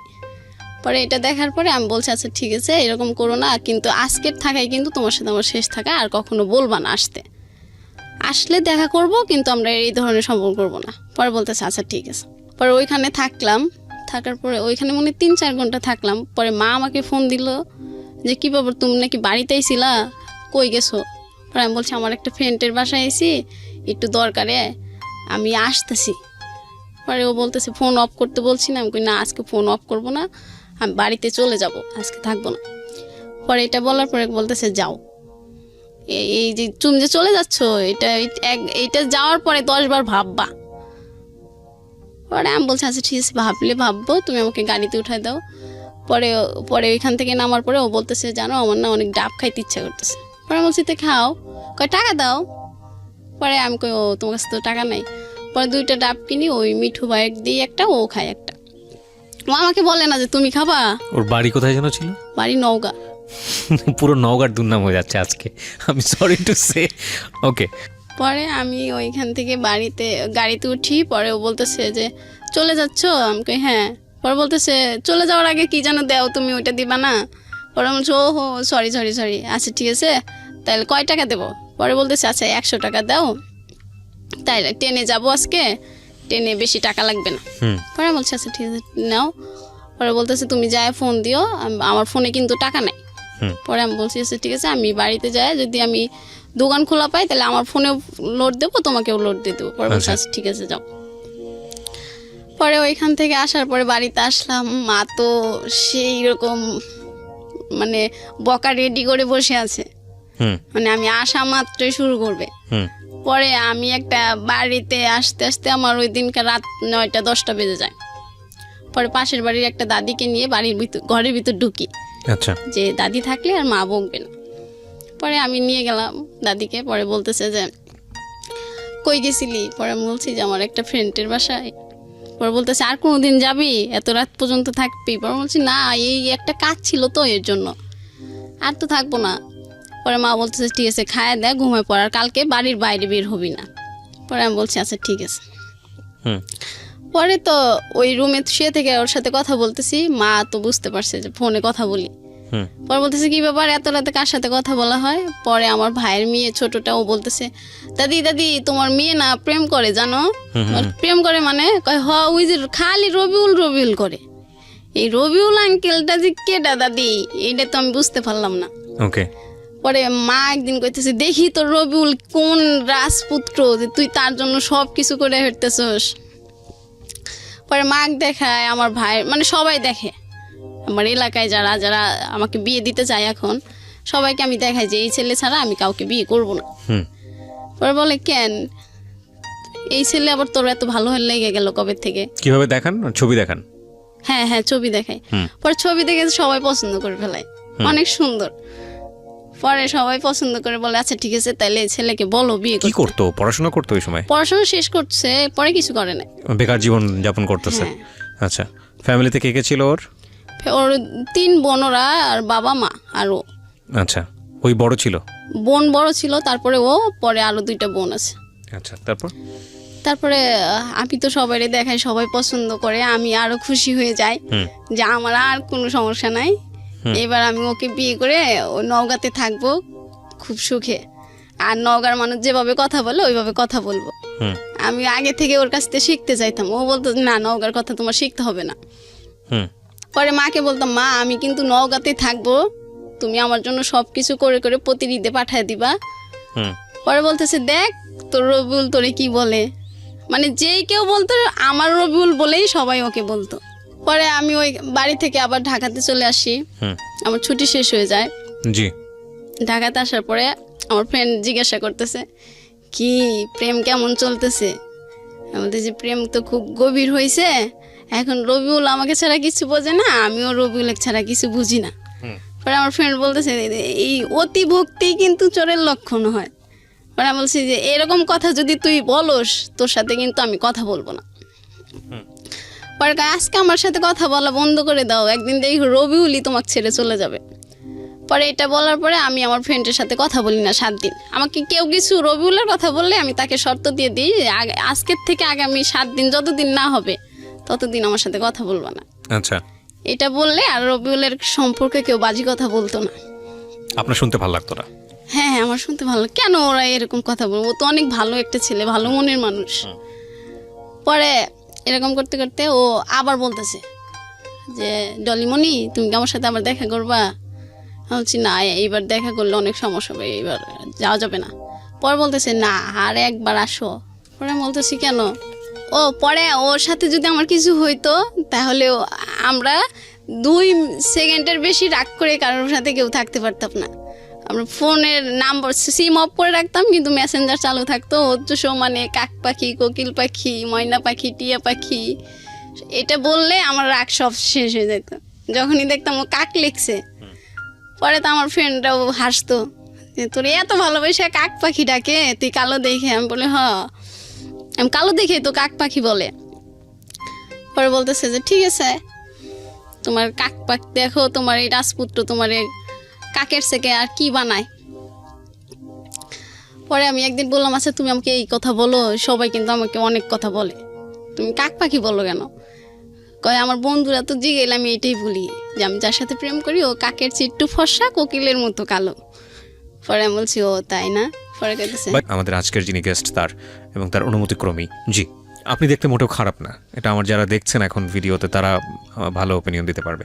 জি বলেন। তারপর ও তো আমাকে ভালোবেসে এটা বলতো। হ্যাঁ শিওর, আপনি সেটা এনজয় করতেন। হ্যাঁ হ্যাঁ হ্যাঁ হ্যাঁ আমার ফ্রেন্ডগুলো একটু দ্বিমত করতো যে কেন এটা বলবে। পরে তো আমি আবার রাগ করতাম যে তুমি আর যদি এই কথা বলো, বলে যে আমি যতদিন তোমার সাথে সম্পর্ক করবো এটা বলেই ডাকবো, যখন আমরা বৃদ্ধ হব তখন এটা বলেই ডাকবো। রাইট। পরে আমি বলতেছি যাও তোমার সাথে আর কথাই বলবো না। পরে আমি রাগ করে ফোনটা কেটে দিই। পরে আমার ফ্রেন্ডের ফোনে ফোন দিয়ে আমাকে একটা, তখন শাকিব খানের একটা ছবি বানাইছে সত্য কি, আর জিএমসির একটা গান তোর প্রেমেতে অন্ধ হলাম কি দোষ দিবি তাতে। পরে এই গানটাও আমাকে শোনায়। তারপরে আমার আবার রাগটা ভেঙে যায় যে ও মনে আমাকে সত্যি ভালোবাসে, আচ্ছা ডাকে ডাকুক। পরে ওই গান বলার পরে আমি আমার ফোন থেকে ওকে ফোন দিই। পরে বলতেছে আমার ফোনে যে মিস কলের টাকা ছিল তোমার বান্ধবীরে ফোন দিয়ে যে টাকাটা ফুরাইলাম এটা জরিমানা কে দেবে? পরে আমি বলছি যে আচ্ছা বাবু আমি পাঠায় দেবো। পরে বলতেছে না তোমার টাকা পাঠাইতে হবে না, তুমি তো আমাকে ভালোই বাসো না, ভালোবাসলে কি রাগ করতা? পরে আমি বলছি না আমার গার্লফ্রেন্ড এরকম কথা বলে না। পরে বলতেছে তাহলে তুমি কি ওই আমি যে বলছিলাম দেখা করবা দেখা করবা? পরে আমি বলছি যে তোমার ফোন দিলেই কি এই কথা ছাড়ার কথা থাকে না? পরে বলতেছে না আমার ফোন দিলে এই কথা ছাড়া কথা থাকে না। পরে আমি বলছি যে আমি বললাম না আমার কাছে টাকা নাই, আর বাড়িতে অনেক দিন ধরে টাকা দিই না, মাকে এবার দিতেই হবে টাকা, আর কতবার 9-6 বোঝানো যায় মাকে। পরে বলতেছে যে ঠিক আছে আমি এইবার দেখি টাকা ব্যবস্থা করা যায় কিনা। পরে আমি বললাম যে তুমি কই টাকা পাবা, কয় আচ্ছা আব্বার ওইখান থেকে টাকা চুরি করে দেখা যায় আসা যায় কিনা। পরে আমি বললাম যে ঠিক আছে তাহলে তুমি দেখো চুরি করতে পারো কিনা। পরে ও বলতেছে আচ্ছা পরে ফোন দিয়ে বলতেছে যে হ্যাঁ ডলিমণি, আমি বলছি হ্যাঁ বলো। কইতেছে আমি না 1000 টাকা চুরি করতে পারছি। পরে আমি বলছি তোমার তো 1000 টাকা যাওয়া আসার ভাড়াই, তা আমার সাথে ঘুরবা কি। পরে বলতেছে না আসো। পরে আসার কথা বলতেছে, পরে আমি বলতেছি যে ঠিক আছে আমি তাহলে স্যালারি পেয়ে আসি। বলতেছে না স্যালারি পেয়ে আসতেও তোমার কাছে এখন যে টাকা আছে তুমি কাউক থেকে নিয়ে আসো। পরে আমি আবার আমার ওই চাচিকে ফোন দিই, ফোন দিয়ে বলি যে চাচি আমার তো আরও 4000 টাকা লাগবে।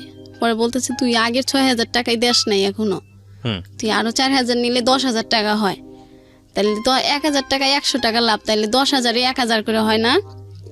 পরে তুই কোত্থেকে দিবি। পরে বলছি আমি দেবো তো, তোমার আমি কি না করছি।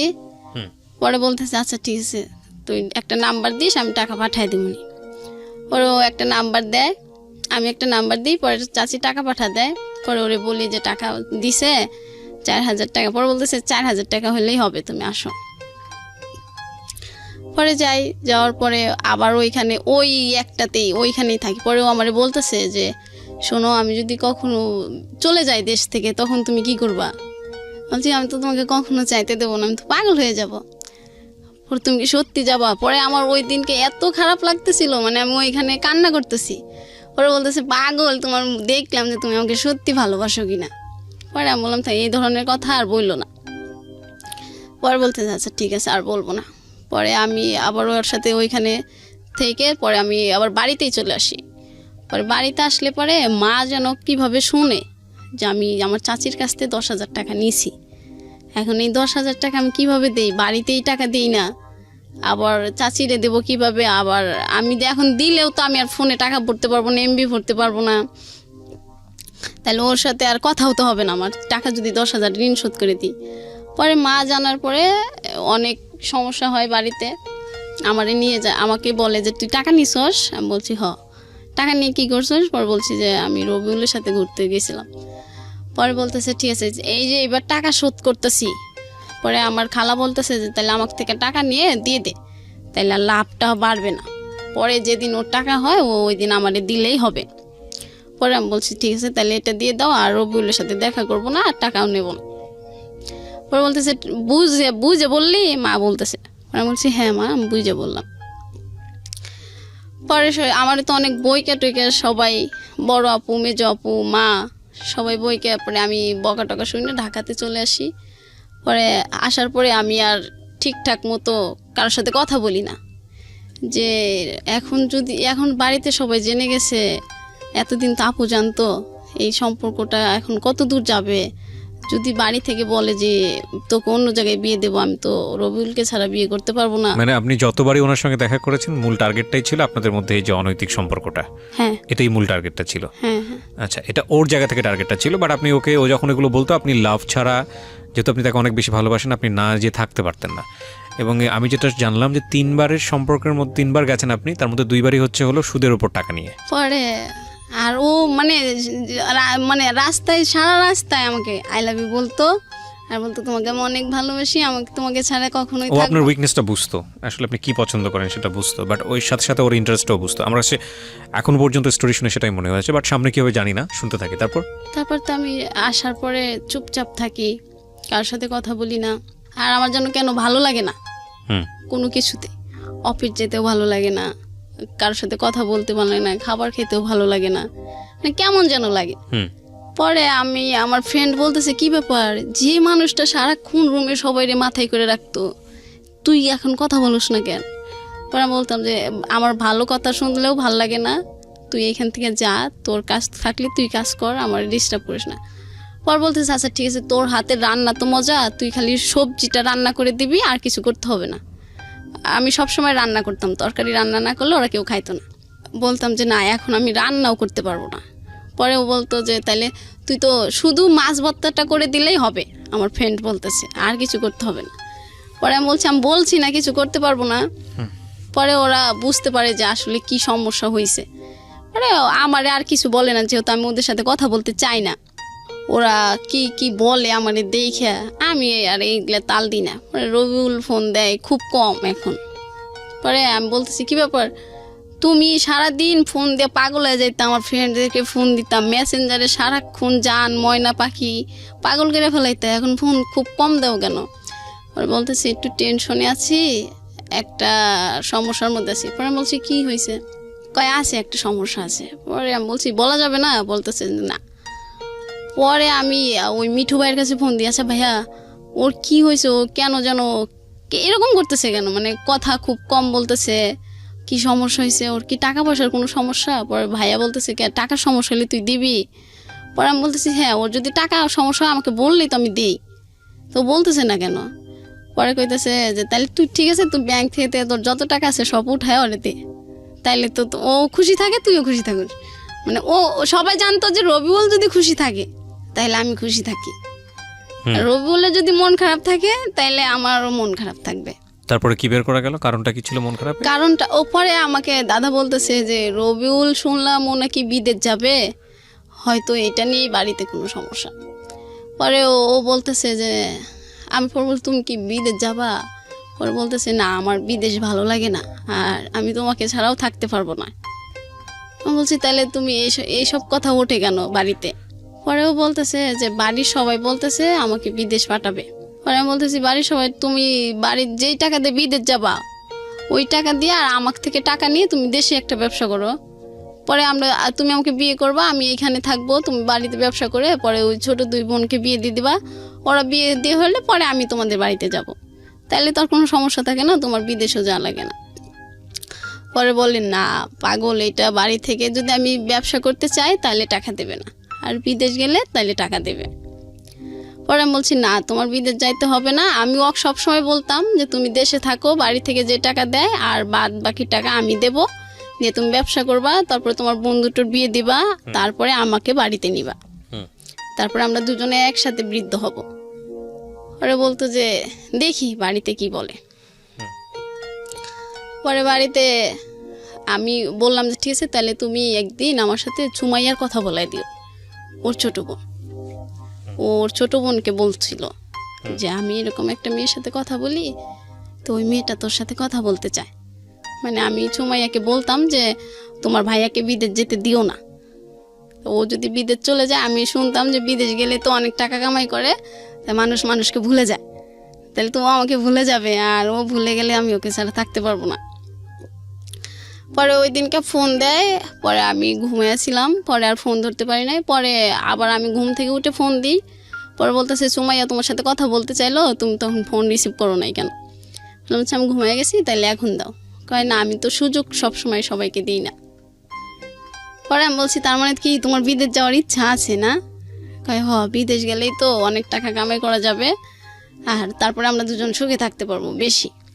পরে বলছে না, আমার বিদেশ যেয়ে সুখে থাকতে হবে না, আমরা দেশে থেকেই সুখে থাকবো, আমি বাড়ি থেকে বলবো, আর বাড়িতে তো সবাই তোমাকে পছন্দ করে, তুমি অনেক সুন্দর, আমিও পছন্দ করি, আর আমাদের বাড়িতে তো সমস্যা নাই, তোমার বাড়িতে সমস্যা হলে তুমি ওটা বলবা বুঝাইয়া। পরে বলছে যে না, আর কোনো কথাই হবে না, আমি দেশের বাইরেই চলে যাব। পরে আমি বলতেছি যে না না, তুমি বাইরে যেও না, আমি তোমার পায়ে ধরি, আমি তোমাকে ছাড়া থাকতে পারবো, মানে তোমার একদিন কথা না শুনলে আমি থাকতে পারবো না। আমি এরকম মানে ওর ভালোবাসা ভিক্ষাও চাচ্ছি, যে তুমি আমাকে শুধু তোমার ভালোবাসা ভিক্ষে দাও, আর আমি তোমার বাড়িতে কাজের মানুষ হয়ে থাকবো, কিন্তু তাও তুমি ছেড়ে যেও না, আর তুমি বিদেশ গেলে আমার সাথে আর যোগাযোগ করবা না। পরে বলতেছে যে আচ্ছা দেখি, আর পরে বলতেছে যে একদিন আমি তোমার সাথে সারা রাত কথা বলবো। পরে আমি বলছি যে আচ্ছা ঠিক আছে, তাইলে আমি ও বলতেছে যে আমার ফোনে কিন্তু টাকা নাই। পরে আমি ওই দিনকে আমার ফোনে মিনিট ভরে রাখি, 100 টাকায় 300 মিনিট দিত তখন। পরে আমি মিনিট ভরে ওর ফোনের অপেক্ষায় থাকি, ও কখন একটা মিস কল দেবে আমি ফোন দেব। ওই দিন আমি অফিসেও যাই নাই, আমার রাতের ডিউটি ছিল মনে হয়। আমি অফিস বাদ দিয়ে ওর ফোনের অপেক্ষায় থাকি, ওর তার খবর নাই।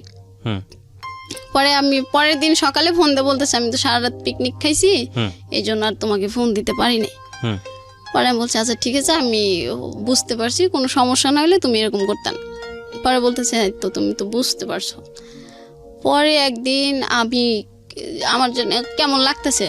দুপুরবেলা শুয়ে আছি, পরে আমার আপু যেন কি রান্না করে নিয়েছিল, পরে ওইটা শুকে আমার বমি চলে আইছিল। পরে আপু যেন কি রান্না করছিল, পরে আমার বমি আসে, পরে আমি বাইরে যাই।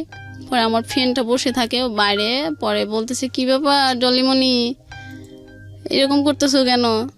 পরে আমি বলতেছি কেন জানি রে, এই তরকারিটার গন্ধ ভালো লাগে না আমার, এই জন্য বমিটা আইছে। ওরও কইতেছে যা আপনার তো কি যেন বলতেছে, একটা উদাহরণ দিল ওদের দেশের, এই যে চালের মধ্যে হালি কত রঙ দেখালি, আমারে বলতেছে আমি নাকি অনেক রঙ দেখাই। পরে বললাম এর মানে তো বুঝলাম না। পরে বলতেছে আর কত ঢং করে লুকায় রাখা যায়। আমি বললাম তোদের কথা কিন্তু আমি কিছুই বুঝতেছি না। পরে বলতেছে তুমি তো এখন বুঝতে পারবা না। পরে আমি বললাম এখন বুঝতে পারবো না মানে? যা তুই আরো 7 দিন আমার সাথে কথা বলবি না, তুই খালি উল্টাপাল্টা কথা বলস। কয় হ্যাঁ এখন রবিউলের কথা বললেই তো তোমার শরীরে আগুন জ্বলে যায়। পরে আমি বলছি জানোই তো রবিউলের কথা খারাপ কিছু বললে আমার খারাপ লাগে, তাই বলো কেন? পরে বলতেছে ঠিক আছে তুমি একদিন রবিউলের কথা বলবা। পরে আমি আবার একদিন অফিসে যাই, আমি যেন কেমন হয়ে গেছি। পরে আমার মেডিকেলে আনছে, মেডিকেলে এনে বলছে যে তোমার তো শরীর দুর্বল, খাওয়া লাগবে ঠিক মতো, না খাইলে তুমি অসুস্থ হয়ে যাবা, ঠিক মতো খাবা। পরে আমি অফিস থেকে ওই দিনকে ছুটি দিয়ে দেয় আমাকে। পরে ছুটি দিলে আমি রবিউলকে বলি রবিউল আমার যেন কেন এখন কেমন লাগে। পরে রবিউল বলতেছে কেন কেমন লাগে, মনের ভিতর খারাপ লাগে নাকি? পরে বলছি না আমার শরীরটাই যেন কেমন লাগে। পরে বলতেছে ও এরকম একটু হয়, গরম তো, এই গরমে সবার শরীরটা কেমন যেন কিরকম যেন হয়ে যায়। পরে বলছি না বোকা গরম কই, রুমে তো সবসময় ফ্যান চলে।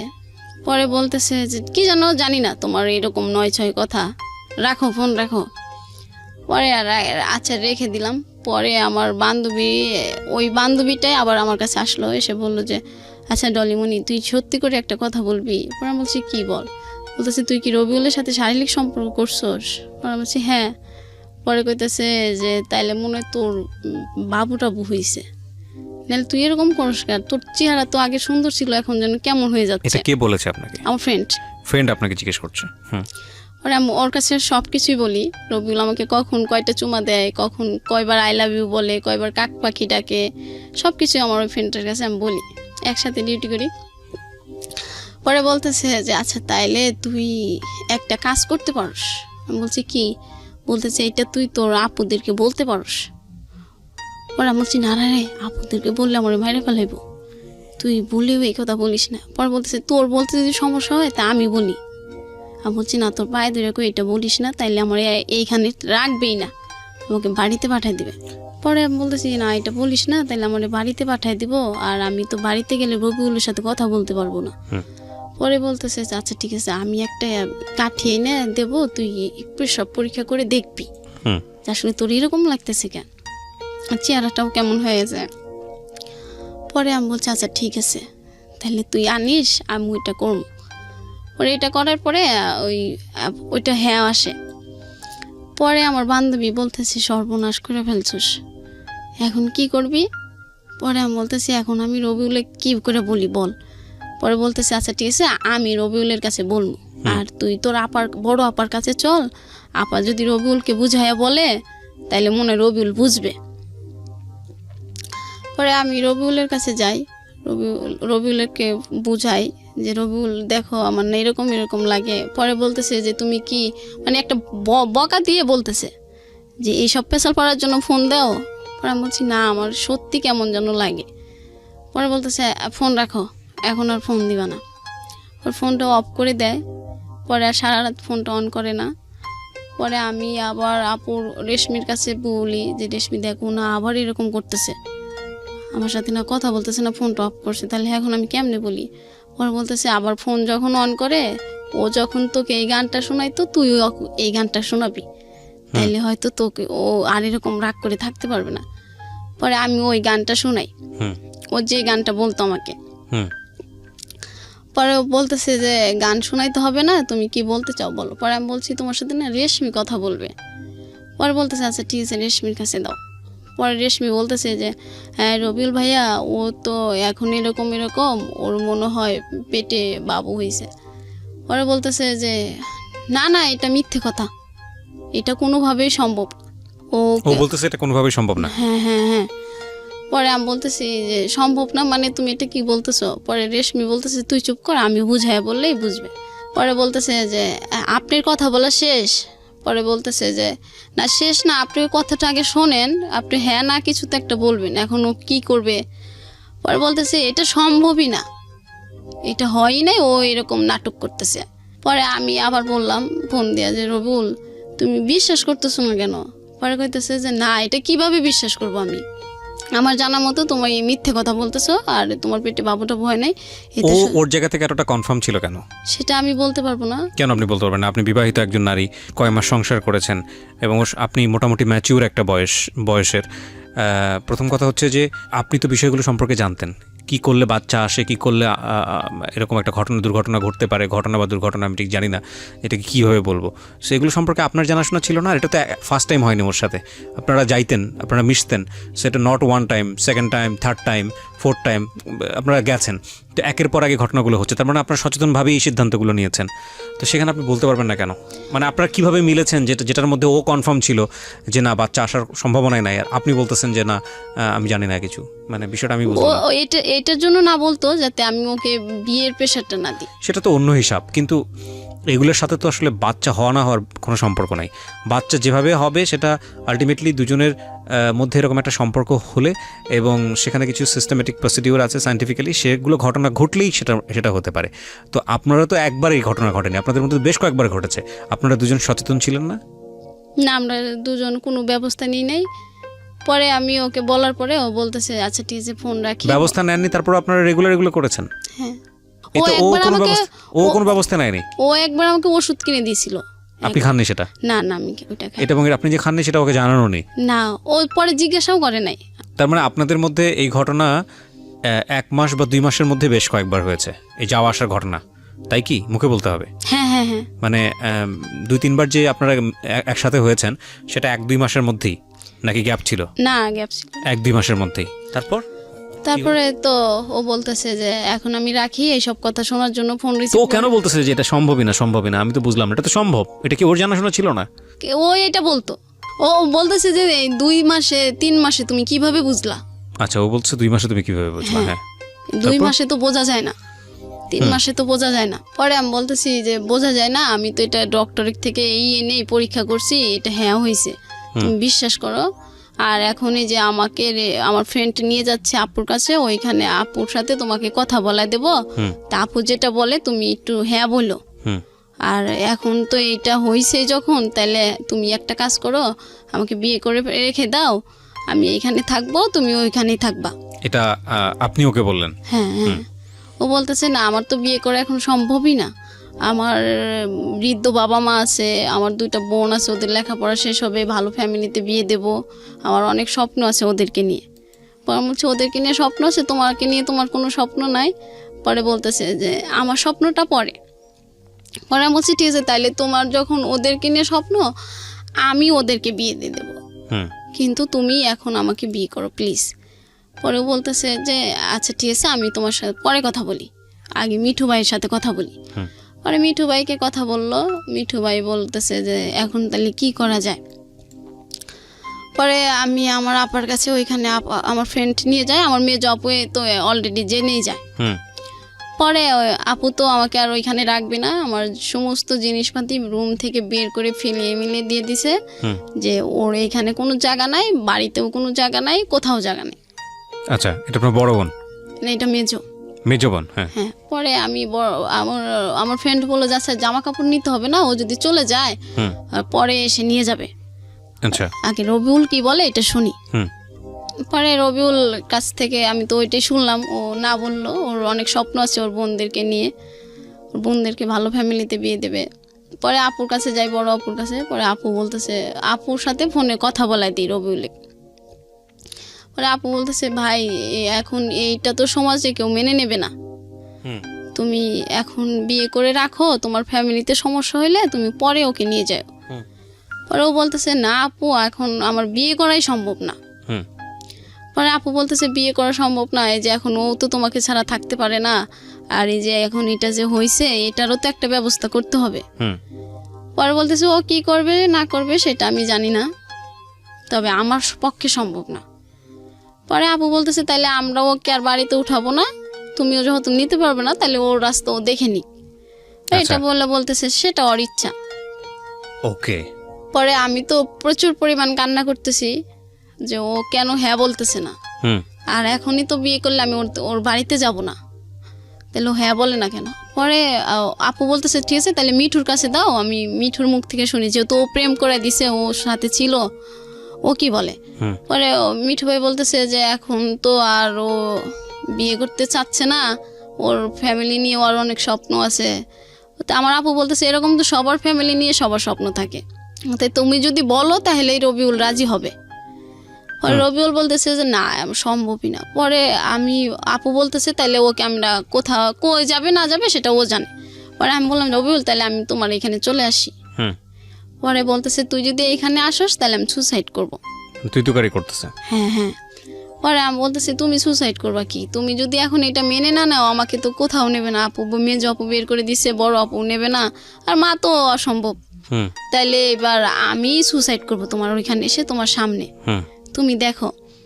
এটা বলার পরে ও তো আরো খেপে গেল, আমি ওর ওইখানে যায় কেন সুসাইড করতে চাইলাম আর কেন ওইখানে আসতে চাইলাম, এটা আমার দোষ, এটা কি বাচ্চা টাচ্চা কিছু হয় নাই, এটা একটা নাটক, শুধু বিয়ে করানোর জন্য, বিয়ে করার জন্য এটা করতেছে, বিয়ে করার জন্য এটা করতেছি।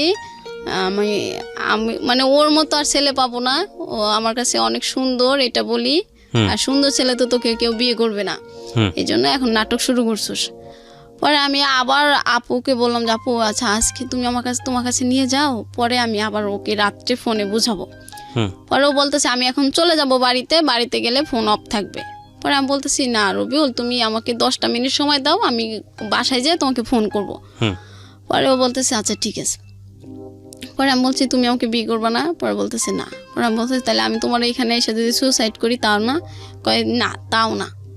পরে আমি বললাম তাহলে কি তুমি আমার সাথে আর সম্পর্ক রাখতে চাও না? পরে বলতেছে যে না রাখতে চাই না। পরে যখন আমি বললাম আচ্ছা ঠিক আছে তুমি আর আমার সাথে সম্পর্ক রাখতে হবে না, তুমি ভালো থেকো, আমি বাচ্চাটার ব্যবস্থা আমি করব, আর আমি তোমাকে কখনো ফোন দেব না, আমি আমার ভাগ্যকে মেনে নিলাম। পরে বলতেছে যে কি ব্যাপার তুমি এত এই বললা বাচ্চা হয়েছে আবার এত সহজে ভাগ্য মেনে নিলা, এই যে তুমি নাটক করলা আমার সাথে এতক্ষণ, আমার এই কষ্ট দিলা, প্যারার ভিতর রাখলা। পরে আমি বলতেছি তুমি এখন এসব কথা বলতেছো কেন? পরে বলতেছে তুই যে নাটক করলি এটাই তো তার প্রমাণ, তুই এত সহজেই মেনে নিলি ভাগ্যকে। পরে আমি বললাম যে দেখো আমি ওইখানে গেলে তুমি সুসাইড করবা, আবার আমি সুসাইড করতে চাইলেও তুমি বিয়ে করতে পারবা না, তাইলে এখন আমি আমার ভাগ্যকে মেনে না নিয়ে কি করব বলো? পরে বলতেছে যে ঠিক আছে রাখ ফোন রাখ, এখন আমি বাড়িতে যাব, আমার খুব প্যারার ভিতর রাখলি। এটা বলে ফোন কেটে দেয়। আমি ওইখানে রাত্রে থাকি। পরে একটা আপু বিশ্বাস করে না, পরে একটা ডাক্তারের কাছে নিয়ে যায়। পরে ডাক্তার বলে হ্যাঁ। পরে আপু অনেকগুলো ওষুধ কিনে আমাকে দিয়ে দেয় যে বাচ্চাটা যেন, ও যেহেতু ছেলে তোমাকে আর বিয়ে করতে চাচ্ছে না, তাহলে এটা তুমি নষ্ট করে চাকরিটা করো, আর ওইখানেও তো তোমাকে রাখবে না বাচ্চা সহ। পরে আমি বললাম আচ্ছা ঠিক আছে, তা ওষুধ কিনে দেয়। পরে আমি ওষুধগুলো নিয়ে আমি সিরাজগঞ্জ চলে যাই।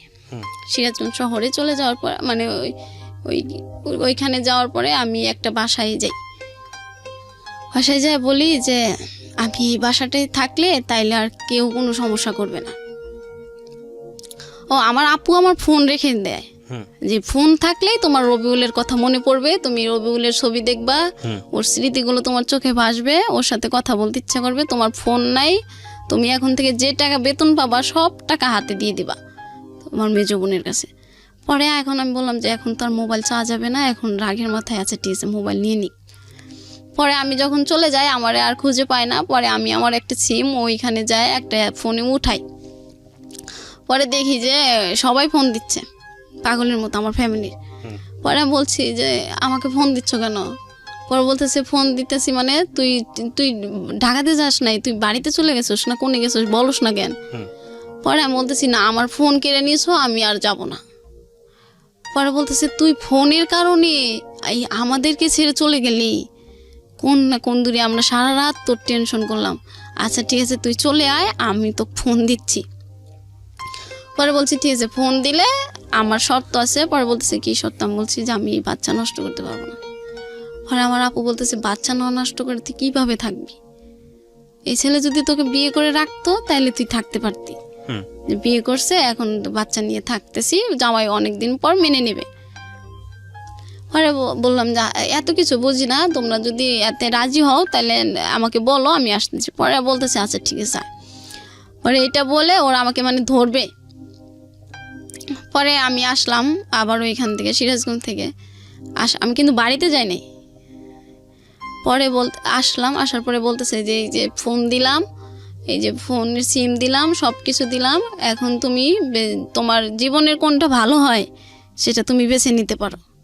আর রবিউল যদি তোমাকে ভালোই বাসতো তাহলে ও কিছু না কিছু একটা ভালো হ্যাঁ বা না দুটোর একটা বলতো যে ডলিমণি তুমি এটা করো, আমরা সম্পর্কটা আগের মতোই থাকবে। ওই রবিউল তো কিছু বললো না।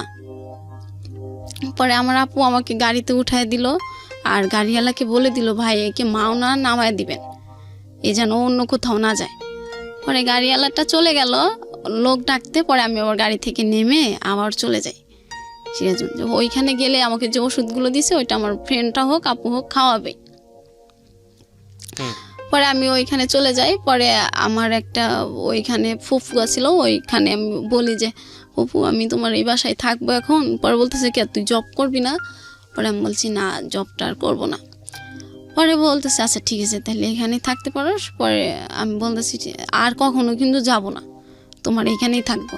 পরে বলতেছে ঠিক আছে তাহলে আমি তোকে বিয়ে দিয়ে দেবো। পরে বলতেছি যে আচ্ছা ঠিক আছে। পরে ওই আমি খাই না তো, কিছু খাইতে ভালো লাগে না, আর খালি ঘুম আসে। আচ্ছা। পরে ফুফু বলতেছে কি ব্যাপার তুই খাস না কে? তুই যে পরিমাণ চুরি করে খাবার খাইতি, এখন তোর সামনে থাকলে তুই খাস না। বাচ্চাটা তখনও পেটে? হ্যাঁ হ্যাঁ।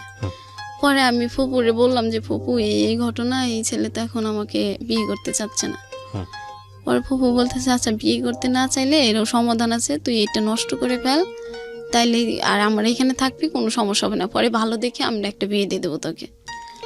এটা বলার পরে আমি বললাম কি বলে, আমি যার জন্য এখানে চলে আসলাম জব ছেড়ে, সেও বলতেছে বাচ্চা নষ্ট করতে। পরে রবিউল ওই দিন ফোন দিল, ফোন দিয়ে বলতেছে কই তুমি? পরে বললাম যে আমি ফুপুর বাসায় আইছি। কেন? পরে বলতেছে যে আমার ফ্রেন্ড তোমার সাথে কথা বলবে, আজম। পরে বলতেছে যে আমি বললাম যে আজম কি কথা বলবে? তো আমি জাগ দিয়ে ভূত ছাড়াবো, সেই তো ভূত, আমি আজমের সাথে কি বলবো? পরে বলতেছে প্লিজ 1 মিনিট কথা বলো। পরে আমি বললাম আচ্ছা ঠিক আছে। পরে আজম বলতেছে যে ডলি তুমি এরকম পাগলামি করতেছো কেন? আর এরকম এই কয়েক দিনে কি কারো বাচ্চা হয়? পরে আমি বলছি যে ভাইয়া আপনিও বিশ্বাস করলেন না। পরে আমাকে বলতেছে রবিউল যেটা বলছে আমি তো সেটাই বলতেছি। পরে বলছে ও রবিউলের কথা বিশ্বাস হলো আর আমার কথা বিশ্বাস হলো না। পরে বলতেছে না। পরে আমি বলতেছি তাইলে ও বলতেছে রবিউল তো একটা চাকরি নেবে, পরে তোমাকে বলি বিয়ে করবে 2-3 মাস পর, এই যে আমার কাছে বললো।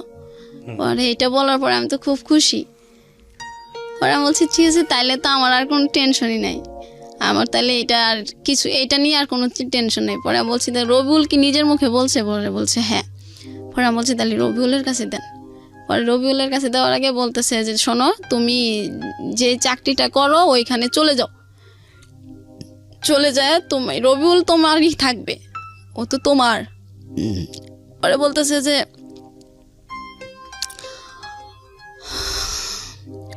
ও শুধু তোমাকে ভালোবাসে। পরে আমি আবার ওর কথা বিশ্বাস করে আবার আমি ওইখানে চলে আসি। ঢাকাতে আসার পরে পরে আমি ওকে বললাম যে হ্যাঁ রবিউল আমি তো চলে আইছি। পরে বলতেছে ঠিক আছে তুমি ঠিক মতো চাকরি করবা, ঠিক মতো অফিস করবা, ঠিক মতো খাবার খাবা, ঠিক মতো গোসল করবা। পরে আমি বলছি যে হ্যাঁ এখন তোমার সব কিছু ঠিক মতোই করতে হবে, নাহলে তো তোমার বাবুটা ঠিক মতো হবে না। এটা আপনি বললেন? পরে বলতেছে এই জন্যই তোমার সাথে আমার কথা বলতে ইচ্ছা করে না, তুমি কথায় কথায় মিথ্যে কথা বলো, নাটক করো, অভিনয় করো। পরে আমি বললাম যে বিশ্বাস করো আমি কোনো নাটক করতেছি না, তুমি কেন বিশ্বাস করো না? এইসব কথা বললে আমার তোমার সাথে কথা বলতে ইচ্ছা করে না। পরে আমি বলছি কথা বলতে ইচ্ছা না করলেও সত্যটা তো আমার বলতে হবে। পরে বলছে যে না, এটা যদি থাকে তাহলে আমি আর তোমার সাথে কোনো কথাই বলবো না, এই কথা থাকলে। হুম। পরে আমার আপু ওরকম রবিউল আর ফোন দেয় না, আমি ফোন দিলেও রিসিভ করে না, ফোন বন্ধ থাকে। পরে আমার মেজো আপু বললো যে দেখো, আমরা প্রত্যেকটা মানুষের ভাগ্যেই একটা সৃষ্টিকর্তা নির্দিষ্ট ভালোবাসা রেখে দেয়, ওটা নিয়ে আমাদের খুশি থাকতে হয়। আর তুমি রবিউলের যে ভালোবাসাটা পাইছো ওটা নিয়ে খুশি থাকো, এর চেয়ে বেশি ভালোবাসা পাওয়া যায় না জোর করে। পরে আমি বললাম না আপু, তুমি এটা কি বলো, ও তো আমাকে অনেক ভালোবাসে, ওর মতো ভালো মানুষই হয় না। পরে বলতেছে ও যদি তোমাকে অনেক ভালোবাসতো তাহলে এই সময়টা তোমার পাশে থাকতো। পরে আমি বলছি যে না, ও হয়তো কোনো সমস্যা, এই জন্য আমার কাছে থাকতেছে না। পরে আমার আপু একটা কথা বলছিল যে আমাদের ভালোবাসাটা সবসময় ঠিক হয়, আমরা শুধু ভুল মানুষকে কিছু সময় ভালোবেসে ফেলি। এটা বলার পরে আমি প্রচুর পরিমাণ কান্না করি।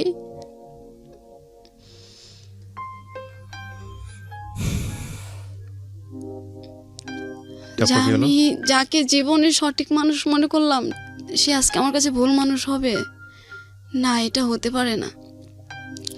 পরে আমার রুমে সবাই জানে এই বিষয়টা, এখনও জানে যে আমি রবিউলের জন্য পাগল। পরে সবাই বলতেছে আচ্ছা ঠিক আছে, তুমি যখন রবিউলকে ভালোবাসো তুমি বাবুটা নষ্ট করে ফেলো, ও তোমার ভালোবাসা আছে থাকবে, তোমার বাবু আবার হবে ও যখন তোমাকে বিয়ে করবে। পরে আমাকে সবাই মিলে এটা অনেক কিছু বোঝানোর পরে আমি হ্যাঁ বলে দিই, আচ্ছা ঠিক আছে বাবুটা আর রাখবো না। পরে ওর সাথে আর এই বিষয়ে আমার কথা হয় না যে রবিউল আমি বাবুটা নষ্ট করব, ভালো মন্দ ও তো আমাকে নাই করে দিছে, তারপর তো কথাই বললাম। পরে আমি নষ্ট করি, মানে ওষুধ খাই, ওষুধ খাওয়ার পরে আমি এত অসুস্থ হয়ে যাই, একদিকে রবিউল কথা বলে না, একদিকে আমি কি এমন একটা মানুষকে ভালোবাসলাম, আমার কষ্টের সময় সে পাশে নাই, আমার এই যে বাচ্চাটা নষ্ট হয়ে যাচ্ছে, মানে নানান কষ্ট আমার চারপাশে মনে হলো তখন। আর মানে ওষুধটা বাবুটা নষ্ট হওয়ার সময় আমি এত অসুস্থ হয়ে গেলাম, আমি উঠে দাঁড়ানোর ক্ষমতা আমার ছিল না তখন। পরে আমাকে সবাই সেবা যত্ন করলো, 15 দিন আমি ওই অসুস্থই ছিলাম। পরে ওর সাথে আর এই কথা হয় নাই ভালো করে, ওই হয়তো 1 মিনিট ফোন দিয়ে বলতো কী করো, আমি ওই কাউকে দিয়ে ফোনটা রিসিভ করে বলতাম যে হ্যাঁ বল ভালো আছে। পরে একদিন আমাকে বলতেছে জলিমণি, বললাম হ্যাঁ বলো। পরে বলতেছে আমি না একটা কথা বলতে চাই তোমারে। পরে বললাম যে কী বলো।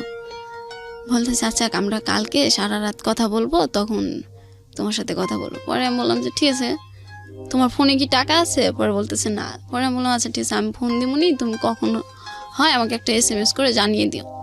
পরে বলতেছে আচ্ছা ঠিক আছে। পরে রাত গেল আর ফোন দিল না। পরের দিন সন্ধ্যাবেলা ও আমাকে ফোন দিয়ে বলতেছে যে ডলিমণি একটা কথা বলবো। পরে বলছি হ্যাঁ বলো। পরে বলতেছে আমাকে ক্ষমা করে দিও। পরে আমি বললাম ক্ষমা? কিসের ক্ষমা চাও তুমি? আমার কাছে তো তুমি কোনো অপরাধ করো নাই। পরে বলতেছে আমি না বিদেশ চলে যাচ্ছি। এটা বলার পর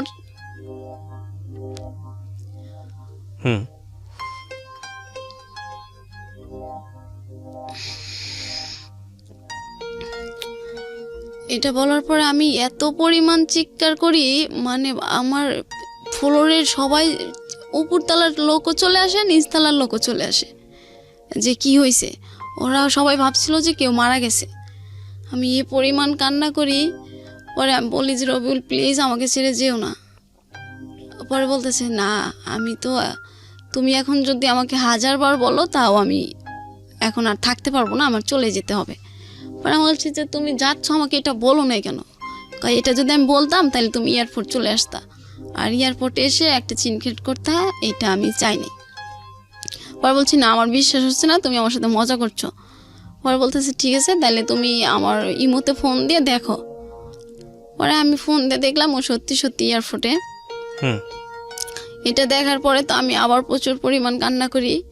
কান্না করে বলতেছি যে রবিউল তুমি প্লিজ যেও না, এখনও তুমি চলে এসো, প্লিজ আমাকে ছেড়ে যেও না, আর তোমাকে আমি দেশেই রাখবো, ভালো রাখবো, তোমার 2 বোনকে আমি বিয়ে দিয়ে দেবো। ও বলতেছে না, এখন আমি ফোনের লাইন কাটবো, আজ থেকে আর কখনো আমার সাথে যোগাযোগ করার চেষ্টা তো করা দূরের কথা, আমার নামটা নিও না, আর যদি পারো আমাকে ক্ষমা করে দিও। এটা বলছে বলার পর ফোন কেটে দিছে। পরে আমি তো ওরকম চিৎকার করতেছি। পরে আমার ফ্রেন্ড হয়েছে, ফ্রেন্ড আসার পরে বলতেছে কি হয়েছে তোর? পরে বলতেছি রবিউল নাকি দেশের বাইরে চলে যাচ্ছে। পরে বলতেছে তোকে বলে নাই আগে? আমি বলছি যে না। পরে বলতেছে যে এয়ারপোর্টে যায় বলছে। পরে আমি বলছি হ্যাঁ। পরে আমি আবার ফোন দিই, ফোন দিয়ে বলতেছি রবিউল তুমি প্লিজ যেও না, এখনও তুমি ওর ভিতরে যাও নাই, তুমি এখনও বাড়িতে চলে যাও। পরে বলতেছে না, আর ফোন দিতে নিষেধ করছি, ফোন দিবা না, আমি শুধু সিমটা অন করে রাখছি, আমি মানে ভিতরে ঢোকার আগে বাড়ির সবার সাথে কথা বলবো। পরে এই বলে ফোনটা কেটে দেয়। পরে আমি আবার ওর একটা ফ্রেন্ডের কাছে ফোন দিই যে ও কি সত্যি চলে যাচ্ছে নাকি কাউকে এয়ারপোর্ট থেকে রিসিভ করতে গেছে। পরে বলতেছে না, ওরই তো আজকে ফ্লাইট রাত 12টায়। পরে এটা বলার পরে আমি আবার কান্না শুরু করে দিই। পরে আমি আবার রবিউলে ফোন দিতে থাকি, ও আর ফোন ধরে না, ও বিজি, ওয়েটিং। ও বাড়ির সবার সাথে কথা বলে। যখন বিমানে উঠবে তখন আমাকে ফোন দিয়ে বলতেছে যে তুমি তোমার মতো করে ভালো থেকো, আর আমার কথা মনে করো না, আর ভালো ছেলে পেলে বিয়ে করে নিও। এটা বলার পরে আমি বললাম যে না, আমি তোমার অপেক্ষায় থাকবো। তুমি 10 বছর পর হোক, 20 বছর পর হোক, যদি কোনো একদিন দেশে আসো তাহলে আমাকে প্লিজ, আমার এই নাম্বারটা তোমার জন্য আমি অনন্তকাল রেখে দেব, যতদিন তুমি বিদেশ থেকে না আসো আমাকে একবার ফোন দিও, আমি তোমার দেখবে সেদিন আমি তোমার অপেক্ষায় আছি। এটা বলার পরে ও বলতেছে ঠিক আছে, আমি রেখে দিলাম, আর কখনো কথা হবে না। পরে আমি বললাম ঠিক আছে, তুমি যখন আর কথা বলতে চাও না তাইলে ওইখানে যায় 1 মিনিট আমার সাথে ফোনে কথা বললো, তুমি মানে বিদেশ গেছো, আমি তাতেই খুশি থাকবো। পরে এটা বলার পরে ও বলতেছে যে আচ্ছা ঠিক আছে, আমি এটা করতে পারি। পরে যায়, গেলে পরে আর তো 2-1 দিন ফোন দেয় না আমাকে। আর আমি শুধু ওর ফ্রেন্ডদেরকে ফোন দিয়ে জিজ্ঞাসা করি রবিউল কি তোমাদেরকে ফোন দিছে? পরে বলতেছে না আমি, ও তো আমাদেরকে ফোন দেয় নাই। পরে বললাম ও ফোন দেয় নাই, আমাকেও ফোন দেয় না, তো ওকে একটা তো কিছু জানাবে, ও গেছে কি না, ভালো করে কোথায় আছে না আছে। পরে এটা বলার পরে ও হঠাৎ করে তার পরের দিন ফোন দিছে, 2 দিন পর ফোন দিয়ে বলতেছে ডলিমণি। পরে আমি এটা শুনেই আমি বুঝতে পারি যে এটা আমার রবিউল। পরে আমি বলছি হ্যাঁ রবিউল বলো, আমি তোমার ফোনের অপেক্ষায় আছি। পরে বলতেছে তুমি বুঝলা কেমনে যে এটা আমি? পরে আমি বলতেছি তোমার কণ্ঠ শুনে আমি বুঝতে পারছি এটা তুমি। পরে বলতেছে হ্যাঁ, আমি দেশের কারো কথাই এখন মনে করব না, এখন আমি শুধু টাকার চিন্তা করব, আর তুমি পারলে আমাকে ভুলে যেও, আমি ভালোভাবে এসেছি। এটাও বলার পরে আমি আবার অসুস্থ হয়ে যাই। একেতে ও চলে যায়, আর কথা হয় না, এই এক টেনশন। আর ওর সাথে কথা না বললে তো আমি থাকতেই পারতাম না। আমার বাবুটা নষ্ট করছি, এটার এক কষ্ট। বাড়িতে সবার কাছে কালারিং হয়েছি, এটার এক কষ্ট। এখন আর কেউ ওইভাবে, মানে আমার কষ্টের সময় যদি ওদেরকে 1000 বলি তাই ওরা আর ওইভাবে নেয় না যে তুমি এরকম কাজ করছো, এটার কষ্ট তোমারই ভোগ করতে হবে। পরে আবার বেশ কিছুদিন আমি এইভাবেই থাকি, চুপচাপ, কারোর সাথে কথা বলি না, খাবার খুব কম খাই। পরে একদিন আমার আপু বলতেছে যে এখন কি রবিউলের আশায় থাকবি নাকি অন্য কারোকে বিয়ে করার চিন্তা ভাবনা করবি? পরে আমি বলতেছি না, আমি ওকে 10 বছর অপেক্ষা থাকতে আমি বলে দিছি, ও 10 বছর পরে দেশে আসা আমার কাছে আসবে। পরে ও বলছে এই কথা তো ও দেয় না, এটা তো তুমি দিছো, ওই ছেলে আর এসে তোমাকে কখনো যোগাযোগ করবে না। এটা বলার পরে আমার অফিস বন্ধ থাকে শুক্রবার, ও একদিন শুক্রবারে ফোন দিছে। ফোন দিয়ে বলতেছে কেমন আছো? পরে আমি বলতেছি হ্যাঁ ভালো আছি। পরে বলতেছে ভালো আছো? আমি বলছি তুমি কেমন আছো? বলতেছে হ্যাঁ ভালো আছি। পরে বলতেছে যে তুমি আমাকে ভুলে যেতে পারতেছো? পরে আমি বলছি যে এটা কি এত সহজে ভোলা যায়? তোমাকে তো আমি বলছি যে আমি তোমাকে কখনো ভুলতে পারবো না। পরে বলতেছে যে আমি কিন্তু তোমাকে অলরেডি ভুলে গেছি, এইখানে অনেক ইন্দোনেশিয়ার মেয়েরা আছে, অনেক সুন্দরী, তোমার মতো আর কাক পাখি না, আর কাউকে কাক পাখি বলে ডাকতে হয় না আমার। পরে আমি বলছি ওদের মতো ফর্সা হইলে তাইলে আমাকে বিয়ে করতা? পরে বলতেছে চিন্তা ভাবনা করে দেখা যাইতো। পরে আমি বললাম এই তুমি তো তাহলে এটা আগে বললে আমি ফর্সা হয়ে যেতাম। পরে বলতেছে যে তাইলে তো তুমি আমাকে কখনো বলো নাই যে ফর্সা হওয়ার কোনো সিস্টেম আছে। বাচ্চাটা কোথায় তখন? বাচ্চাটা তো আমি নষ্ট করছি। বাচ্চাটা যে নষ্ট করছেন এটা ও চেয়েছিল নষ্ট করার কথা, মানে আপনি নাকি আপনি নিজের সিদ্ধান্তে এটা করেছেন? ও তো আমাকে মেনে নিচ্ছে না, তখন আমি আমার সিদ্ধান্তই নিইনি। আলটিমেটলি কোনো উপায় নেই। কি করেছিলেন বাচ্চাটা নষ্ট করতে? আমি ফার্মাসি থেকে অনেক নিজে নিজেই ওষুধ খেয়েছেন নাকি নিজে নিজেই ডাক্তারের সাথে গিয়েছেন, কথা বলেছেন? না, ডাক্তারের কাছে তো আমার আপুই ওষুধ কিনে দিয়েছিল। আমি ওই ওষুধগুলো খাওয়ার পর তো আমি অসুস্থ হইলাম। রুমে সবাই আমাকে সেবা করতেছে আর শুধু বুঝাইতেছে। যাই হোক, ওর সাথে কথাবার্তা বলছেন, তারপর? হ্যাঁ, পরে রবিউলের সাথে আমার কথা হইতেছে। পরে বলতেছে যে শোনো, আমার একটা বাইক থাকবে, একটা সুন্দরী বউ থাকবে, তাহলে সে বাইক চালানোর মজাটাই থাকবে। আর তুমি তো কাক, এই জন্য তোমাকে বিয়ে করাটা হয়নি। এবার আমি দেশে যে একটা সুন্দরী মেয়ে বিয়ে করব। পরে আমি বলছি যে তোমাকে সুন্দরী মেয়ে বিয়ে করাইতেছে, আমি তো তোমার অপেক্ষায় থাকবো, তুমি দেশে এসে দেখবা আমি তোমার অপেক্ষায় আছি। আর বলতেছে তুমি তো বুড়ি হয়ে যাবা, আমি তো তখন তোমাকে বিয়ে করব না। পরে বলতেছে তুমিও তো বুড়া হয়ে যাবা। পরে বলতেছে যে ঠিক আছে, আমার সাথে আর যদি তুমি কথা বলতে চাও তাইলে আমার ফ্রেন্ড হয়ে থাকতে পারো, আমার গার্লফ্রেন্ড হয়ে থাকতে পারবা না। এটা বলার পরে আমি বললাম কেন, আমি তো তোমাকে স্বপ্ন দেখছি তোমার বউ হব, আমি তোমার সাথে বৃদ্ধ হব, তুমি আজকে এই কথা বলতেছো কেন? পরে বলতেছে যে হ্যাঁ, এটাতে যদি রাজি হও তাহলে আমি তোমার সাথে কথা বলবো কন্টিনিউ। পরে আমি বললাম যে না, আমি এটাতে কোনোভাবেই রাজি হতে পারবো না, কারণ তুমি তখন অন্য একজনকে বিয়ে করবা, আমি তো এটা মেনে নিতে পারবো না। পরে বলতেছে আচ্ছা ঠিক আছে তাইলে রাখি। পরে এটা বলার পরে ওর ওই দেশের নাম্বার আমি পেয়ে যাই। পরে আমি তো সবসময় ওকে ফোন দিতেই থাকি। ফোন দিলেও হয়তো 100 বার ফোন দিলে একবার রিসিভ করে বলে কি ব্যাপার, তুমি ফোন দিচ্ছ কেন, কিছু বলার আছে তোমার? পরে যদি আমি বলতাম হ্যাঁ আমার বলার আছে। আরেকবার যদি বলতেন ও কিসের পারমিশন চাচ্ছিল আপনার কাছ থেকে? আরেকটা মেয়ে বিয়ে করবো এখানে, আপনি মানতে পারবেন নাকি? কি মানতে পারবেন না? ও বলতেছে যে তুমি যদি আমার সাথে ফ্রেন্ড হয়ে থাকতে পারো তাহলে। ও আচ্ছা, মানে আলটিমেটলি ও চাচ্ছে যে না, এখন আর কোনো প্রেমের সম্পর্ক না, তুমি আমার সাথে বন্ধুর মতো থাকো। হ্যাঁ, কিন্তু আমি তো ওকে নিয়ে স্বপ্ন দেখছি অন্যটা। এখন আমার বন্ধু মানে আমার ভালোবাসার মানুষের বউ হবে অন্য একজন, এটা তো আমি দেখতে পারবো না। পরে বলতেছে এই শর্তে রাজি না হইলে তাইলে থাক, কথা বলার দরকার নেই। আচ্ছা, পরে এই বলে ও ফোন কেটে দেয়। আমি তো ওইখানকার নাম্বার পাই।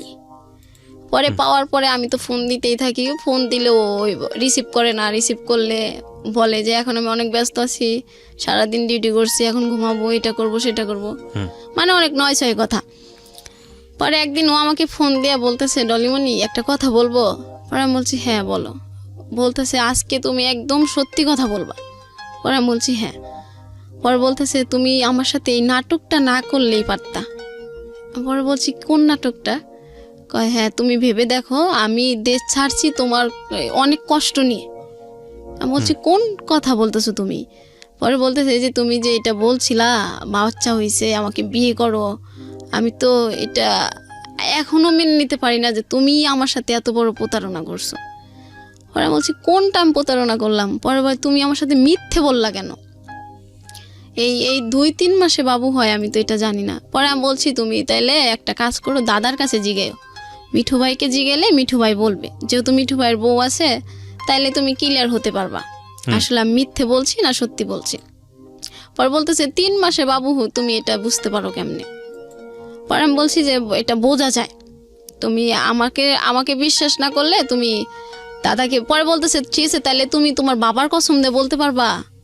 পরে আমি বলছি হ্যাঁ আমার মৃত বাবার কসম, এটা আমি সত্যি বলতেছি, এখনো বলি, আগেও বলি, পরেও বলবো। পরে বলতেছে আচ্ছা ঠিক আছে তাই রাখি। রাখি বলতে বলতে ও আবার একদিন ফোন দেয় বলতেছে যে আচ্ছা তুমি আমার জন্য কতদিন অপেক্ষা করতে পারবা? পরে আমি বলছি তুমি যতদিন সুমাইয়া মাসুমা ওদেরকে বিয়ে দিবা, বাড়িতে সুন্দর করে একটা ঘর দিবা, আমি আর তুমি থাকবো, আর একটা ঘর দিবা, মা বাবা থাকবে, ততদিন মানে যতদিন তোমার নিজের পায়ে না দাঁড়ানো হয় ততদিন পর্যন্ত তুমি দেশের বাইরে থাকো, আমি এখানেই থাকবো, তারপরে আমরা দুজন আবার সুখে সংসার করব। পরে বলতেছে যে তাইলে আমি 10 লাখ টাকা গুছাই আর তুমি 10 লাখ গুছাও। পরে আমি বলছি ঠিক আছে, আমি তো এইখানে 10 বছর চাকরি করি, তুমি বিদেশ থাকো 10 বছর, তাহলে আমাকে এইখান থেকে তো 5 লাখ টাকা এমনিই দেবে। পরে বলতেছে আচ্ছা ঠিক আছে। এটা বলার পরে আবার একদিন আবার অনেক কয়দিন কথা হয় না। কথা না হইলে আমি তো ফোন দিতে থাকি, দেখে ও আমাকে ব্লক করে দেয় ইমোতে। ব্লক করে দেওয়ার পরে আমি আর ওকে খুঁজে পাই না, আমি তো পাগল হয়ে গেলাম। পরে আমার একটা ফ্রেন্ডের ইমোতে ওর নাম্বারটা সেভ করলাম, সেভ করার পরে ওই নাম্বার থেকে ফোন দিলাম, পরে ওই নাম্বারটাও ব্লক করে দেয়। যেটাই দেখে যে আমার কণ্ঠ সেটাই ব্লক করে দেয়। পরে ব্লক করে দিলে তো আর আমার ক্ষমতা নাই ওকে সারাক্ষণ ফোন দেওয়া। আর ওই দেশের যে নাম্বারটা ছিল, পরে বলতেছে এই নাম্বারে যদি ফোন দাও তাহলে এই সিমটা আমি চেঞ্জ করে ফেলবো, তোমার ক্ষমতা নাই আমাকে খুঁজে বের করার। পরে আমি বললাম ঠিক আছে রবিউল, আমি আজকে বুঝতে পারলাম তুমি যে আমাকে কতটা ঘৃণা করো। আমি ফোন দিয়ে দেখে আমাকে তুমি ব্লক করে দিয়েছো, আমি ফোন দিয়ে অন্যজনের ফোন দিই তাকেও ব্লক করছো, আমি ফোন দেবো দেখে তুমি সিম চেঞ্জ করতে পারবা। ঠিক আছে, সিম চেঞ্জ করার দরকার নেই, তুমি সিম রেখে দাও, আমি আর তোমার সাথে যোগাযোগ করব না। পরে এটা বলার পরে আমি ওরকম আমি আর এখন কারোর সাথে বেশি কথা বলি না। ওই সময় কেউ কিছু জিজ্ঞাসা করলে হ্যাঁ না। আর তখন ও চলে যাওয়ার পরে অপূর্ব নাটক আমার বেস্ট সময় হয়ে যায়। মানে প্রত্যেক দিন অপূর্বর 4 থেকে 5টা নাটক আমি দেখতাম। অপূর্ব নাটক দেখতে দেখতে এক সময় আমি মানে ওকে ফোন দেওয়াটা ভুলে যাইতাম, মানে ওর ব্লক করা। তারপরে আমি দিনে একবার করে ফোন দিতাম যে যদি কোনো দিন ব্লকটা খুলে ফেলে। পরে একদিন ওই নিজে থেকে ফোন দিছে, ফোন দিয়ে বলতেছে কি করো। পরে বলতেছি তোমার আমি বলছিলাম যে তুমি যদি কখনো হারিয়ে যাও তাহলে অপূর্ব নাটক আমার সঙ্গী হয়ে যাবে। পরে বলতেছে ও অপূর্ব নাটক দেখো। পরে বলতেছি হ্যাঁ। পরে কইতেছে অপূর্বর একটা নাটক দেখো। পরে আমি বলছি কি নাটক। পরে কইতেছে যে উৎসর্গ ভালোবাসা। পরে আমি ওই নাটকটা বলছি আচ্ছা ঠিক আছে, তোমার সাথে কথা শেষ হওয়ার পরে আমি নাটকটা দেখব। পরে ওই নাটকটা দেখলাম। পরে বলতেছে নাটক শেষ হইলে আমাকে আবার একটা ফোন দিবা। পরে আমি বলছি তুমি তো আমাকে ব্লক করছো, আমি কিভাবে ফোন দিব। পরে বলতেছে ঠিক আছে আমি ব্লক খুলছি, তুমি ফোন দিও। পরে আমি ফোন দিয়ে আমি তো মহা খুশি, সবাইকে বলতেছি যে দেখো আমার রবিউল না আমার ব্লক খুলে দিছে। সবাই তো আমার কইতেছে কি পাগল, যেই ছেলেটা এতবার অপমান করে সেই ছেলেটা আজকে ব্লক খুলে দিছে আর সে সব কিছু ভুলে গেছে। পরে আমি বলতেছি না রে, ওর হয়তো সমস্যা হয়েছিল এই জন্য ব্লক করে রাখছে। পরে বলতেছে যে ঠিক আছে নাটকটা শেষ হলে আমাকে কিন্তু অবশ্যই ফোন দিবা। পরে বলছি আচ্ছা ঠিক আছে। পরে আমি নাটকটা শেষ করে ওরকে ফোন দিই।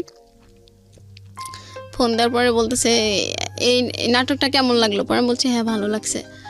পরে বলতেছে আজকের থেকে অপূর্ব নাটক দেখা বাদ দিয়ে সিয়ামের নাটক দেখবা। পরে আমি বললাম আচ্ছা ঠিক আছে। পরে বলতেছে সিয়াম আমার ফেভারিট নায়ক, ওর নাটক দেখবা। পরে আমি বললাম আচ্ছা ঠিক আছে। পরে এই নাটকটা কথা বলার পরে ও একটা অপূর্বর গান দেয়। গান দেওয়ার পর আবার আমাকে ব্লক করে দেয়। পরে আমি বললাম যে কী ব্যাপার, এইমাত্র ভালো মানুষ কথা বললো আবার ব্লক করে দিল।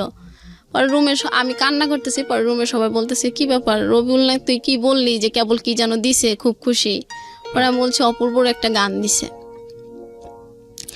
পরে গানটা এরকম তো আমার এখন ভালো থাকা আমার উপর নেই, তোমার মতো তুমি ভালো থেকো।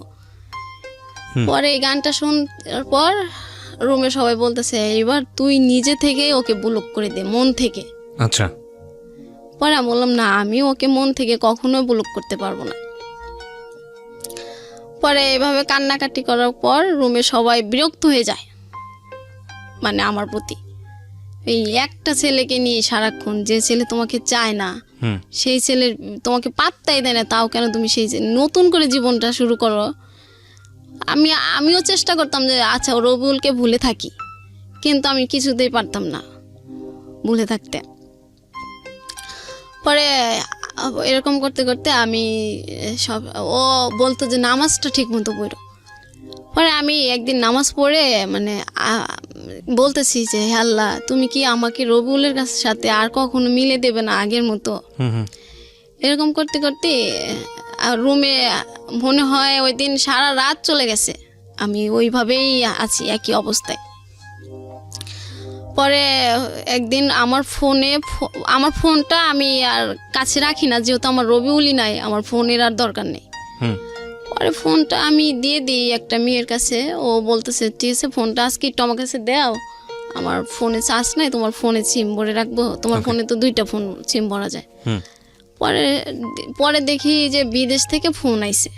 ওই মেয়েও আর রিসিভ করে নাই, আমার ফোন ও রিসিভ করবে কি না কি বলবে। পরে আমাকে বলতেছে কালকে রাত্রে না তোমাকে একটা ছেলে ফোন দিছিল বারবার, তো ধরি না। বলছি ভালো হয়েছে, ছেলে মানুষের কথা আর বললো না, ধরো নাই, ভালো করছো। পরে আমি লুডো খেলতেছি মনে হয় আমার ফ্রেন্ডদের সাথে, আর আমি সবসময় লুডো খেলতাম টাকা দিয়ে, আমি কখনো হারতাম না। আচ্ছা, আমি শুধু একবার, এটাও একটা ভালো অভ্যাস না, যাই হোক। হ্যাঁ, বলেন তারপর। হ্যাঁ, পরে পরে দেখি আমার ফোনটা বাজতেছে। পরে আমাকে আমার রুমমেট বলতেছে, জলেপু তোমার ফোন বাজে, যাও ফোনটা রিসিভ করো, নাহলে তোমার মনটা খেলার ভিতর থাকবে না। পরে আমি বলছি, না রে, যার ফোনের অপেক্ষায় থাকি সেই ফোন দেয় না, আর ঘোড়ার ফোন বেজে কি হবে। পরে ওই মেয়ে বলতেছে, ঠিক আছে, আমি ধইরা যদি কোনো অপরিচিত ছেলে হয় তাইলে কিন্তু আমি প্রেম করা শুরু করব। পরে বলছে ঠিক আছে যা। পরে ও ফোন ধরছে, পরে রবিউল বলতেছে যে আমি রবিউল, এখানে কি ডলিমনি আছে? পরে ওরা বলতেছি, আল্লাহ জলেপু তোমার ফোন, রবিউল। পরে আমি তো ফোনটা রিসিভ করে মানে কি বলবো ওকে, মহা খুশি। পরে বলতেছি, রবিউল তুমি এতদিন পর আমাকে ফোন দিলা? পরে বলতেছে, হ্যাঁ, মাঝে মাঝে মনে পড়লে ফোন দেবো, আমি বলছি না, যখন আমার কথা বলতে ইচ্ছা করবে তখন কথা বলবো, আমি তো তোমাকে না করি নাই কথা বলতে। পরে আমি বলছি, আচ্ছা রবিউল, তোমার ইচ্ছা করলে তুমি কথা বলবা, আর আমার যখন ইচ্ছে করে তখন আমি তোমার ফোনে ফোন দিলে ওই যে আমার ব্লগটা এটা দেখতে হয়, তাহলে কেমন না বলো? পরে বলতেছে, এই জন্য তো তোমার সাথে আমি কথা বলি না, আমি যখন কথা বলবো তখন কথা বলবা, এর বেশি কথা বলবা না। পরে আমি বলছি, আচ্ছা ঠিক আছে কথা বলো। পরে বলতেছে যে আমি তো তোমার ওইটাতে ব্লক করে দিয়েছি, এখন আমি নতুনই খুলছি ইমো, তাইলে তোমার ইমো নাম্বারটা আমাকে দাও, আমি তো তোমার ইমো নাম্বারটা পাচ্ছি না। পরে আমি আমার সাথে সাথে আমার ইমো নাম্বারটা দিয়ে দিই। পরে ও আর ওই দিন ফোন দেয় না, পরের দিন ফোন দিছে। আর ও আমার ইমো নাম্বারটা নেওয়ার পরে আমি ডাটাটা অন করে রাখতাম, যে কখন না কখন ফোন দিয়ে যদি না পায়। পরে ফোন দিয়ে বলতেছে যে আচ্ছা ডলিমনি, আমি বলছি হ্যাঁ বলো। কয় তুমি কি এখন নতুন প্রেম করো? আমি বলছি কেন? কয় না, আমি তো তোমার সাথে কথা বলি না, তাইলে তুমি কিভাবে আছো? পরে আমি বলছি হ্যাঁ প্রেম করি। কয় কার সাথে? আমি কই তোমার ফ্রেন্ডের সাথে। কয় আমার তো কোনো ফ্রেন্ড তোমার সাথে প্রেম করবে না। পরে আমি বললাম কেন? কয় সবাই জানে তোমার সাথে আমার কি কি হয়েছে, আর ওরা কি জেনে শুনে তোমার সাথে প্রেম করবে? পরে বললাম যে তাইলে তো তুমি জানোই আমি আর তোমাকে ছাড়া কাউকে ভালোবাসবো না। পরে বলতেছে যে তুমি আমাকে এখনো ভুলতে পারো না, আমি তো বলছি তোমাকে আমি বিয়ে করব না, তাহলে তুমি ভুলে যাও না কেন? নতুন একটা বিয়ে করো, নতুন বিয়ে করো, আমি তোমাকে অনেক গিফট পাঠাবো, তোমার বাচ্চার জন্য অগ্রিম গিফট পাঠাবো। পরে বলতেছে আচ্ছা আমি যদি গিফট হিসাবে একটা জিনিস চাই দিবা? পরে বলতেছে হ্যাঁ দেবো, বলো। পরে আমি বলছি তাহলে আমি তোমাকেই চাই। পরে বলতেছে এই কথা বললে আর কখনো ফোন দেব না, ব্লক করে দেবো আবার। পরে বললাম যে তুমি বারবার এই ব্লকের ভয় দেখাও কেন? পরে বলতেছে তুমি আমাকে চাও কেন? আমাকে চাও না তাইলে তো আর তোমার সাথে আমি এরকম করি না, তুমি আমার বন্ধু হয়ে থাকো। পরে আমি বলছি যে তুমি যেহেতু আমাকে চাও না তাহলে বন্ধু চাও কেন? পরে বলতেছে তুমি অনেক ভালো একটা মেয়ে, আমি তোমাকে কখনো ভুলতে পারবো না। আমি বলছি কেন? কয় তুমি যে অনেক ভালো একটা মেয়ে এর জন্য ভুলতে পারবো না। পরে বললাম যে আমি যদি অনেক ভালো মেয়েই হই তাহলে তুমি আমার সাথে থাকতে চাও না কেন? পরে বলছে না আমি থাকতে পারবো না, আমি কারণ দেশে যাইতে পারবো না, আমি তোমাকে বিয়ে করতে পারবো না, আমি দেশে যাব কোন না কোন কালে, তার কোনো ঠিক ঠিকানা নাই, এতদিন তো তুমি আমার অপেক্ষায় থাকতে পারবা না। পরে বলছে তুমি এটা বলো কেন? আমি তো থাকতে পারবো, আমি তো জানি তোমার জন্য আমি কি করতে পারবো না পারবো। পরে বলতেছে এরকম মুখে অনেক কিছু বলা যায়, আসলে বাস্তবটা এত সহজ না। পরে আমি বলছি ঠিক আছে তাইলে আমি, তুমি যেহেতু আমাকে চাওই না তাইলে আজকের থেকে তোমার ব্লক করতে হবে না, আমি এমনিতেই তোমাকে ফোন দেবো না, তুমি আর আমাকে ফোন দিয়ে মাঝে মাঝে ফোন দিয়ে এলোমেলো করে দিও না। যদি আমার কাছে ফিরে আসতে চাও কোনো দিন, আমি সেই দিনকেই তোমাকে নেব, কিন্তু এই যে তুমি বন্ধু হবা, এটা হবা সেটা হবা, এরকম ফোন দিয়ে এরকম কথা বললো না, দরকার নাই। রাইট। হ্যাঁ, কারণ আমি একটু নিজেকে যখনই গুছিয়ে নেই তখনই আবার এসে এলোমেলো করে দাও, তুমি তখনই আমাকে এলোমেলো করে দাও। আমি তারপরে আবার 2-3 সপ্তাহ তোমাকে মানে তোমার মানে মাথা থেকে তোমাকে আর বের করতে পারি না। রাইট। যখনই একটু বের করি আবার তুমি এলোমেলো করে দাও, তাইলে এরকম করার চেয়ে একবারে চলে যাওয়াই ভালো। তুমি যাও, সুখে থাকো, আমি এটাই চাই। পরে বলতেছে আচ্ছা ঠিক আছে তাহলে আর আমাদের কথা হবে না। পরে বলতেছে যে বাবার অসুখ, একদিন ফোন দিয়ে বলতেছে বাবার অসুখ, বাড়িতে টাকা দিতে পারি না। পরে আমি বললাম যে ঠিক আছে তাহলে আমার কাছ থেকে টাকা নাও, নিয়ে তুমি করো, বাড়িতে দিয়ে দাও। পরে বলতেছে না, তোমার কাছ থেকে টাকা নেওয়া যাবে না, এমনি তুমি আমার কাছে, আমি তোমার কাছে অনেক ঋণ। পরে বলতেছি না, আমার কাছে তুমি কোনো ঋণ নি নাই। পরে বলতেছে যে এই জন্যই তোমাকে আমি আমার বন্ধু করে রাখতে চাই, তুমি কেন বোঝো না? পরে বলছি না, আমি এই জন্যই তোমাকে চাই আমার করে, তুমি কেন বোঝো না? পরে বলতেছে ঠিক আছে এখন রাখি, কাজে যাব, পরে অন্য একদিন কথা হবে। পরে বললাম যে আচ্ছা ঠিক আছে, তাই আমি তোমার ফোনের অপেক্ষায় থাকবো। আমি সব সময় ফোন আমার কাছেই রাখি, অফিসে গেলেও বাসায় থাকলেও যেখানে গেলে, যে যদি হঠাৎ করে রবিউল ফোন দিয়ে আমাকে না পায়। পরে একদিন ফোন দিয়ে বলতেছে যে আমার অফিসে না ঠিক মতো কাজ হয় না, স্যালারিও পাই না, আর যে টাকা স্যালারি পাই ওইটা আমার খাওয়ার জন্যই চলে যায়, বাড়িতে দিতে পারি না। এই মাসে বাড়িতে মাত্র 4,000 টাকা দিছি।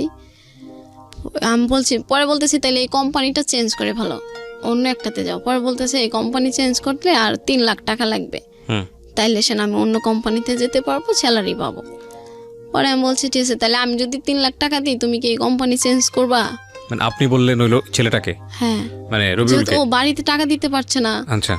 আর মানে বাড়িতে যত তাড়াতাড়ি টাকা পয়সা দিয়ে করতে পারবো, তাড়াতাড়ি দেশে চলে আসতে পারবে। পরে বলতেছে হ্যাঁ এটা করা যায়। পরে আমি বলছি ঠিক আছে, তুমি যদি অন্য কোম্পানিতে যাও তাহলে আমাকে জানাও, আমি টাকা পাঠিয়ে দেবো।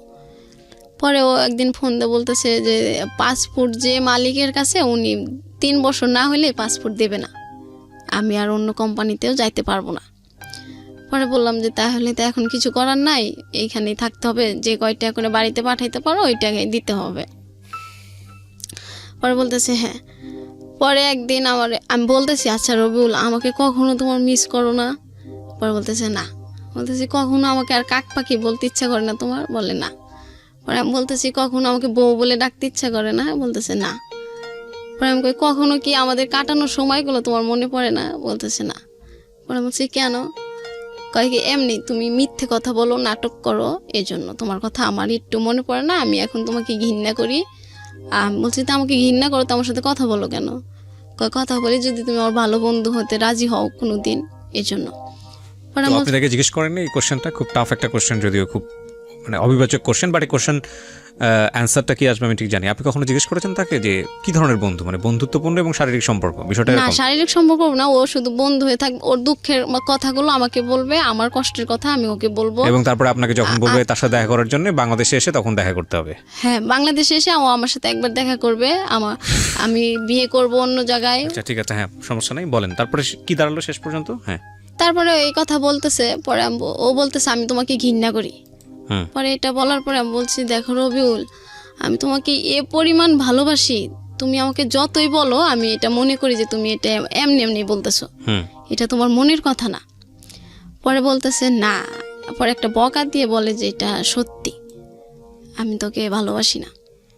সেদিন আমার অনেক কষ্ট হয়, ও যেদিন আমাকে বলে যে আমাকে ঘৃণা করে, সেদিন আমি অনেক কষ্ট পাই যে এই ছেলেটার কারণে আমি সবার কাছে কালারিং হয়েছি। আজ এই ছেলেটাই বললো আমাকে ঘৃণা করে, ঠিক আছে এই ছেলের সাথে আর আমি কথাই বলবো না, ওর মতো করে ভালো থাকুক, আমি আমার মতো করে থাকবো। এটা বলার পরে আমি ফোনটা কাটি। পরে ও আমাকে আবার ফোন দেয়। পরে আমি আপুকে বলি যে আপু, রবিউল না আমাকে ফোন দেয় মাঝে মধ্যে, ফোন দিয়ে শুধু বলে বন্ধুত্ব হয়ে থাকতে, কিন্তু এটা বললে আমার অনেক কষ্ট হয়, আমি ওর বন্ধু হয়ে থাকতে চাই না।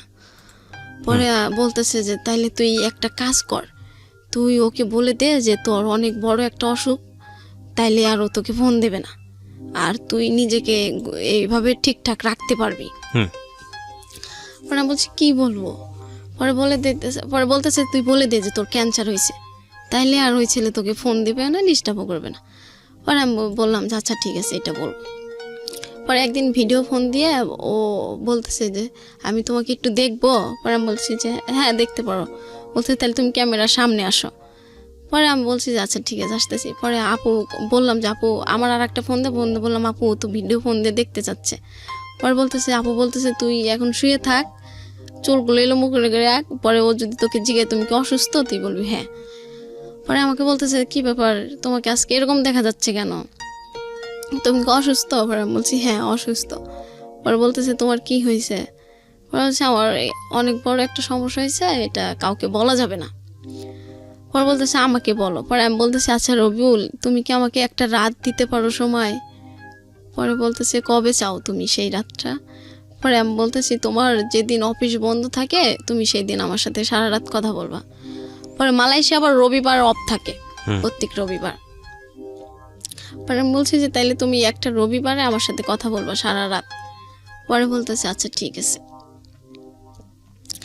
পরে কথা বলতেছে ওই দিনকার রাত্রে 10টা বাজে আমি খাবার টাবার খাওয়া রেডি সব কিছু ওকি টকি করার পর আমি রুমমেটকে বলে দিলাম যে আমি এখন সারা রাত কথা বলবো, আমাকে কোনোভাবে তোমরা কেউ বাইরে থেকে কোনো সাউন্ড করবা না। পরে বলতেছে কি আর কার সাথে কথা বলবা?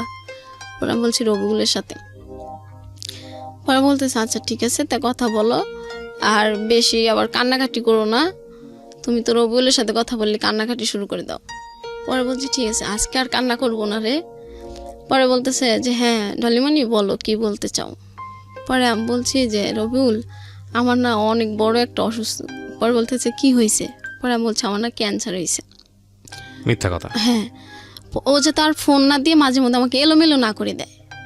পরে বলতেছে যে তাইলে তুমি ডাক্তার দেখাও নাই? পরে বলছে যে আমি বলতেছি হ্যাঁ এখন আমি দুবাইয়ে যাব, ওইখানে যায় চিকিৎসা হবো। আপু বলে দিছে ও জানে যে আমার দুবাই যাওয়ার ক্ষমতা আছে, ওরকম টাকা পয়সা আছে, আমি ইচ্ছে করলে সব জায়গায় যাইতে পারবো, আর এটা বললে ও বিশ্বাস করবে। পরে বলতেছে তাহলে দুবাই যায় ডাক্তার দেখায় সুস্থ হও, আর এটা বেশি সমস্যা নেই, আমাদের এলাকার একটা এরকম হয়েছিল ক্যান্সার, উনি এখনো বেঁচে আছে। বোকা মেয়ে তুমি কান্না করো কেন? আমি তো কান্না করতেছি ওর সাথে আমার শেষ কথা, কিন্তু ও তো বুঝতে পারতেছে না। পরে বলতেছি যে না আমার কেন যেন কান্না আসতেছে, যদি দুবাই যাওয়ার পরে আর আসতে না পারি এই জন্য। পরে বলতেছে আর না কিছু হবে না, তাইলে তুমি যাও। পরে ও বলতেছে যে আমারও একটা শেষ কথা আছে বলবো। পরে আমি বলছি হ্যাঁ তুমি বলতে পারো তোমার শেষ কথা। পরে বলতেছে যে কি তুমি আমাকে আজকের পর থেকে আর কখনো ফোন দিবা না, ও আমাকে বলতেছে। পরে আমি বলছি ঠিক আছে। আর পরে বলতেছে আমি তোকে এতটাই ঘৃণা করি যে একটা পতিতালার বেশ্যাকে আমি যে সম্মান দিই আমি তোকে সেই সম্মানটা দিই না। পরে আমার এটা বলার পরে আমি তো অনেক কান্না করি যে আমি তো তোমার সাথেই শুধু খারাপ কাজ করছি, তাইলে তুমি আমি যদি খারাপ হই তাইলে তো আমার সাথে তুমিও খারাপ, তাইলে তুমি একটা বেশ্যাকে বিশ্বাস করো আমাকে বিশ্বাস করো না কেন? পরে বলতেছে যে তুমি শুধু নাটক করো, এটা বলতেছে। পরে আমি বলছি রবিউল বিশ্বাস করো আমি আমাকে নাটক করে এটা বলে কেন? আমি ওই যে বাসাটায় কাজ করতে গেছিলাম ওইটা ওর বিশ্বাস হয় নাই, যেই মেয়ে করবে কাজ অন্যর বাসায়। আর নাটক হচ্ছে ওই যে আমি বলছিলাম যে বাড়ি থেকে আমাকে কেউ মেনে নেবে না, বাড়িতে উঠাবে না, এটাকে নাটক বলে। আর ওই যে ওকে যে বলছিলাম যে ঠিক আছে তুমি যখন আমাকে মেনে নিচ্ছ না তাইলে ঠিক আছে তুমি তোমার মতো থাকো, আমার জীবনের ডিসিশন আমি নিজেই নেব। ও এই 3টা জিনিস বিশ্বাস করতে পারে না, এই জন্য আমাকে এখনো বলে আমি ওর সাথে নাটক করি। পরে এটা বলার পরে ও যখন এটা বলতেছে পরে আমি বলছি যে আর কিছু বলবা? পরে বলতেছে হ্যাঁ তুমি আর কখনো আমার নাম নিবা না। এখানে একটা কথা একটু থামিয়ে দিয়ে বলছি, গল্পটা শেষের দিকে চলে এসছে প্রিয় শ্রোতা, আপনাদেরকে আমি আরও একবার বলছি যারা তখন ধরে শুনছেন, ওকে আপনাদের দেখা উচিত। কেন দেখা উচিত? তার প্রধানতম কারণ হচ্ছে ও দেখতে সুন্দর, ও অসুন্দর না। আর দ্বিতীয়ত হলো she is desperate to discover herself. এই জায়গাগুলো থেকে আমাদের অনেক কিছু শেখার আছে, এবং শেখার জায়গাটা আমি একটু পরে আসতে চাই, এবং অনেকেই বারবার নক করছেন আমাকে, সেই জন্য গল্প চলাকালীন বলছি যে ওনার অনুমতিক্রমেই একটা ভিডিও ফুটেজ আমি আপলোড করেছি ওনার। তারপরে কি হলো? ও তারপরে এসব ফোনটা কেটে দিলেন, রেখে দিলেন? না ফোন রাখে নাই। পরে আমি বলতেছি যে রবিউল আমি যতদিন বেঁচে থাকবো ততদিন তোমাকে ভালোবেসেই থাকবো, আর তুমি আমাকে যতই ঘৃণা করো আমি তোমার অপেক্ষায় থাকবো। তুমি এসে আমার সাথে যোগাযোগ করো আর না করো সেটা ব্যক্তিগত তোমার ব্যাপার, কিন্তু সৃষ্টিকর্তা জানবে আমি তোমার জন্যই আছি।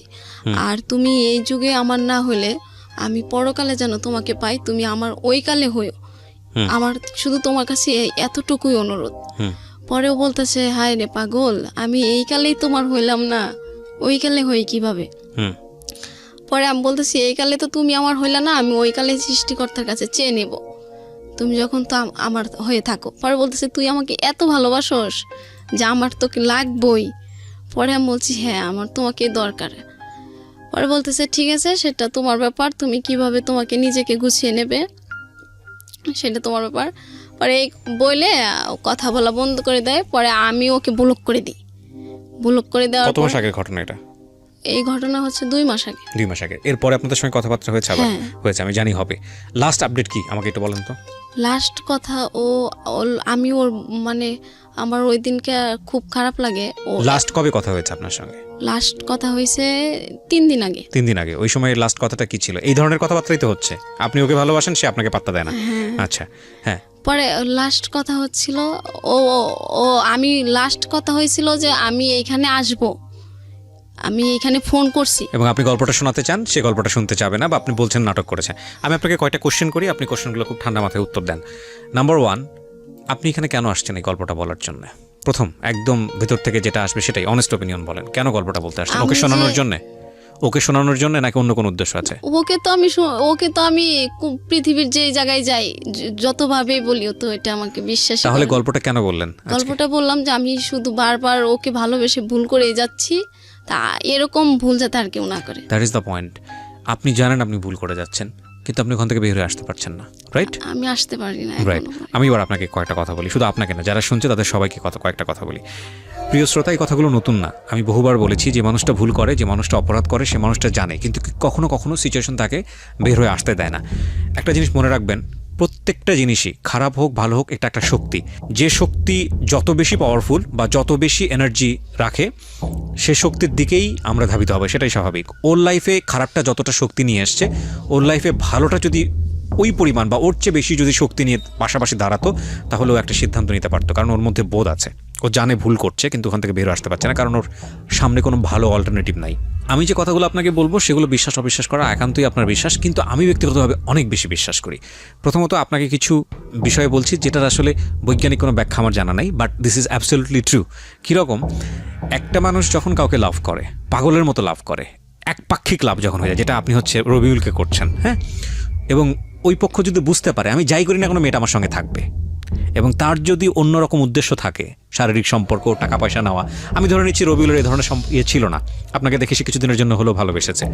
ও যদি বুঝতে পারে, এক পক্ষ যদি বুঝতে পারে যে আরেক পক্ষ ভয়ঙ্করভাবে আমার উপর দুর্বল, আমি যাই করি না কেন সে সেটা মেনে নেবে, তাহলে ওই পক্ষ থেকে তুচ্ছতাচ্ছিল্য আসবেই আসবে, আসবেই আসবে। You can write it down, এটা কপি করে রেখে দেন, আসবেই আসবে। এবং আসলে কিন্তু বিষয়টা এরকম না যে সেই মানুষটা আপনাকে ভালোবাসেন এটা প্রমাণ হয়ে যায়। হ্যাঁ, এবং এই তুচ্ছতাচ্ছিল্য একটা সময় সহ্য করতে করতে করতে করতে করতে করতে করতে অপরপক্ষ এক সময় বাস্ট আউট করবে, এবং বাস্ট আউট করার পরে যেটা হবে সেটা খুব ভয়ঙ্কর রকমের হয়। বাস্ট আউট করার আগ পর্যন্ত সে তার জন্য জীবনের সব কিছু করতে রাজি, বাবা মা ছাড়তে রাজি হয়, ঘর থেকে বেরোতে রাজি হয়, ওই যে সুদের ওপর টাকা, আরও অনেক অন্যায়মূলক কাজ যেটা ও করেছে বাচ্চা নিয়ে, এ ধরনের অনেক কাজ করতে রাজি হয়। কিন্তু যখন শক্ত হয়ে যায়, না ছেলেটা আমার জীবনে শুধু ভয়ঙ্কর রকমের ক্ষতি করে যাচ্ছে, ছেলের জায়গায় মেয়েও হতে পারে, মেয়েটা আমার জীবনে শুধু ভয়ঙ্কর রকমের ক্ষতি করে যাচ্ছে, তখন যে ঘৃণাটার জন্ম হয়, সেই ঘৃণার দেয়াল এত বেশি শক্তিশালী হয় যে ওটা আর ভাঙা যায় না। এখানে একটা খুব ছোট্ট টেকনিক আছে, আপনাদেরকে বলি, ইউ ক্যান অ্যাপ্লাই ইট। যদি বোঝেন যে অপরপক্ষ আপনার এই ভালোবাসার দুর্বলতার সুযোগ নিচ্ছে, তাকে আপনি জীবনে কোনোদিনও কোনো সিচুয়েশনে পায়ে ধরে হোক, হাতে পায়ে ধরে হোক, জীবনের সর্বোচ্চ সমস্ত কিছু দিয়েও হোক না কেন, রিকোয়েস্ট করে আপনার ভালোবাসায় ফেরাতে পারবেন না। I can write it down, আপনাকে আমি বলতেছি, পারবেন না, পারবেন না, পারবেন না, পারবেন না। যেটা করে আপনি ফেরাতে পারেন সেটা হচ্ছে ও আপনার সাথে যেরকম আচরণ করতেছে আপনিও করেন, ভালোবাসেন কিন্তু আপনিও ওটা করেন। করলে দেখবেন যে ও অটোমেটিক্যালি নিজেকে রিয়েলাইজ করা শুরু করবে। ওর ভিতরে যদি বিন্দুমাত্র টানও থাকে আপনার জন্য, ভালোবাসাও থাকে আপনার জন্য, ও কাম ব্যাক করবে। এবং কেন জানি না, এটা প্রকৃতিরই একটা নিয়ম, যখন একটা মানুষ আরেকটা মানুষের কাছ থেকে সরে যায়, তখন ভিক্ষা মেগেই হোক বা নিজের দুর্বলতা দেখিয়েই হোক, ড্রাগ নিয়ে হোক বা যেটাই করে হোক না কেন, আমরা এই জিনিসটা করে তাকে আমাদের কাছে টানার চেষ্টা করি, এবং দ্যাট ইজ দ্য রংয়েস্ট ওয়ে। আমি মনে করি এটা হচ্ছে সবচাইতে ভুলতম পন্থা। এটা করানোই যাবে না। এটা আপনি যত বেশি করবেন, ওর জায়গা থেকে ধরে নেবে হ্যাঁ এরকমই তো হওয়ার কথা ছিল, ওর বিন্দুমাত্র লাভ জমা হবে না আপনার প্রতি, বরং that is the best way. Okay, ওই যে একটা গান আছে না হিন্দিতে, কি যেন একটা, আমি অত ছবি দেখা হয় না, যে ব্রেকআপ হয়ে গেছে, ব্রেকআপের জন্য পার্টি করছে, গান করছে, এখনকার সময়টা হচ্ছে এরকম, অ্যান্ড দ্যাট অ্যাকচুয়ালি ওয়ার্ক। যদি আপনার কাছ থেকে কেউ চলে যেতে চায়, তো আপনার মনে হচ্ছে ফাইন, ওকে আপনি লাভ করেন, ঠিক আছে তুমি যাচ্ছ যাও, ওকে ফাইন, আমিও থাকলাম না তোমার সঙ্গে। অ্যান্ড বিলিভ মি, ও যদি আপনাকে ভালোবাসে ও আপনার কাছে ব্যাক করবে, বিকজ আসলে এই পায়ে ধরে লাভ হয় না। আপনার জন্যে এটা হচ্ছে আজকে থেকে শিক্ষা। আপনি যদি এটা প্র্যাকটিস করেন, 6 মাস প্র্যাকটিস করেন, ওর ভিতরে যদি রিয়ালাইজেশন থাকে, আমি জানি না ও শুনছে কিনা রবিউল, ও যদি বাই হার্ট এটা ফিল করে আপনাকে, যেন আপনাকে লাভ করে, তাহলে আপনার কাছে ফিরবে। এবং ফিরলে আপনি সঙ্গে সঙ্গে তাকে রিসিভ করবেন না। লাস্ট 1 বছর যা করছো আপনার সঙ্গে, সম্পর্ক কত দিনের? 2 বছর। 2 বছর, তার মধ্যে 1 বছরেই বিদেশ গেছে কতদিন যাবত? বিদেশ গেছে 1 বছর। 1 বছর। লাস্ট 1 বছর আপনার সাথে যেটা করছে সেটা আপনি সুদে আসলে আগে আদায় করবেন। না আমি একটু শেষ করি। যদি আপনি সেটা করতে পারেন তাহলে দেখবেন যে ও ওর জায়গাটাতে অনেক বেশি সফট হয়ে গেছে এবং ইট অ্যাকচুয়ালি ওয়ার্কস, এটা কাজ করবে। আর যদি আপনি এটা করতে না পারেন তাহলে সারা জীবনে you will show your softness, and lastly গিয়া যেটা হবে যে ও আপনাকে ইউজ করেই যাবে। আমরা যখন ভুল করি তখন আমরা জানি, কিন্তু ওই ভুলের সামনে কিছু কিছু ইমোশন, কিছু ভয়ঙ্কর রকমের ফিলিংস এত বেশি বাধা হয়ে দাঁড়ায় যে আলটিমেটলি ভুলটা করছি ওই সেন্সটা মাথায় থাকে না। আপনি যখন বাচ্চাটা কনসিভ করেছেন তখন আপনি জানতেন যে আপনি ভুল করছেন। আপনি যখন ওর সঙ্গে শারীরিকভাবে মেলামেশা করেছেন তখন আপনি জানতেন আপনি ভুল করছেন, এটা একটা অপরাধ। বাচ্চাটা কনসিভ করার পরে বাচ্চাটাকে যখন মেরে ফেললেন পেটের মধ্যে তখনও আপনি জানেন অপরাধ। তারপরও আপনি ওর কাছ থেকে সরে আসতে পারেন নাই, কারণ ওর প্রতি আপনার একটা অন্ধ ফিলিংস আছে। অন্ধ ফিলিংস নিয়ে সারা জীবন রান করা যায় না, অন্ধ ফিলিংস সারা জীবন থাকে না। এবং যারা যখন অন্ধ ফিলিংসে থাকে তখন এটা এই কথাটা বিশ্বাস করে না। যখন জীবন থেকে চলে যায় অন্ধ ফিলিংসটা হঠাৎ করে একদিন কিংবা ধীরে ধীরে ক্ষয়ে যায়, তখন বোঝা আরে জীবনে কত বোকা ছিলাম, ভয়ঙ্কর রকমের বোকা ছিলাম। পৃথিবীতে একটা কাপলও নাই বা হিস্ট্রিতেও নাই প্রেমের সম্পর্ক হয়েছে, একটা পরিণতিতে গিয়েছে বিয়ের পরে, ঠিক আছে ফাইন, এবং যেই ধরনের ভালোবাসা নিয়ে তাদের মধ্যে সম্পর্কটা তৈরি হয়েছে, আকর্ষণ তৈরি হয়েছে, সেই সম্পর্কটা সারাটা জীবন বা সেই আকর্ষণটা সারা জীবন ছিল। এটা মানুষের পক্ষে সম্ভবই না, কোনোভাবেই সম্ভব না।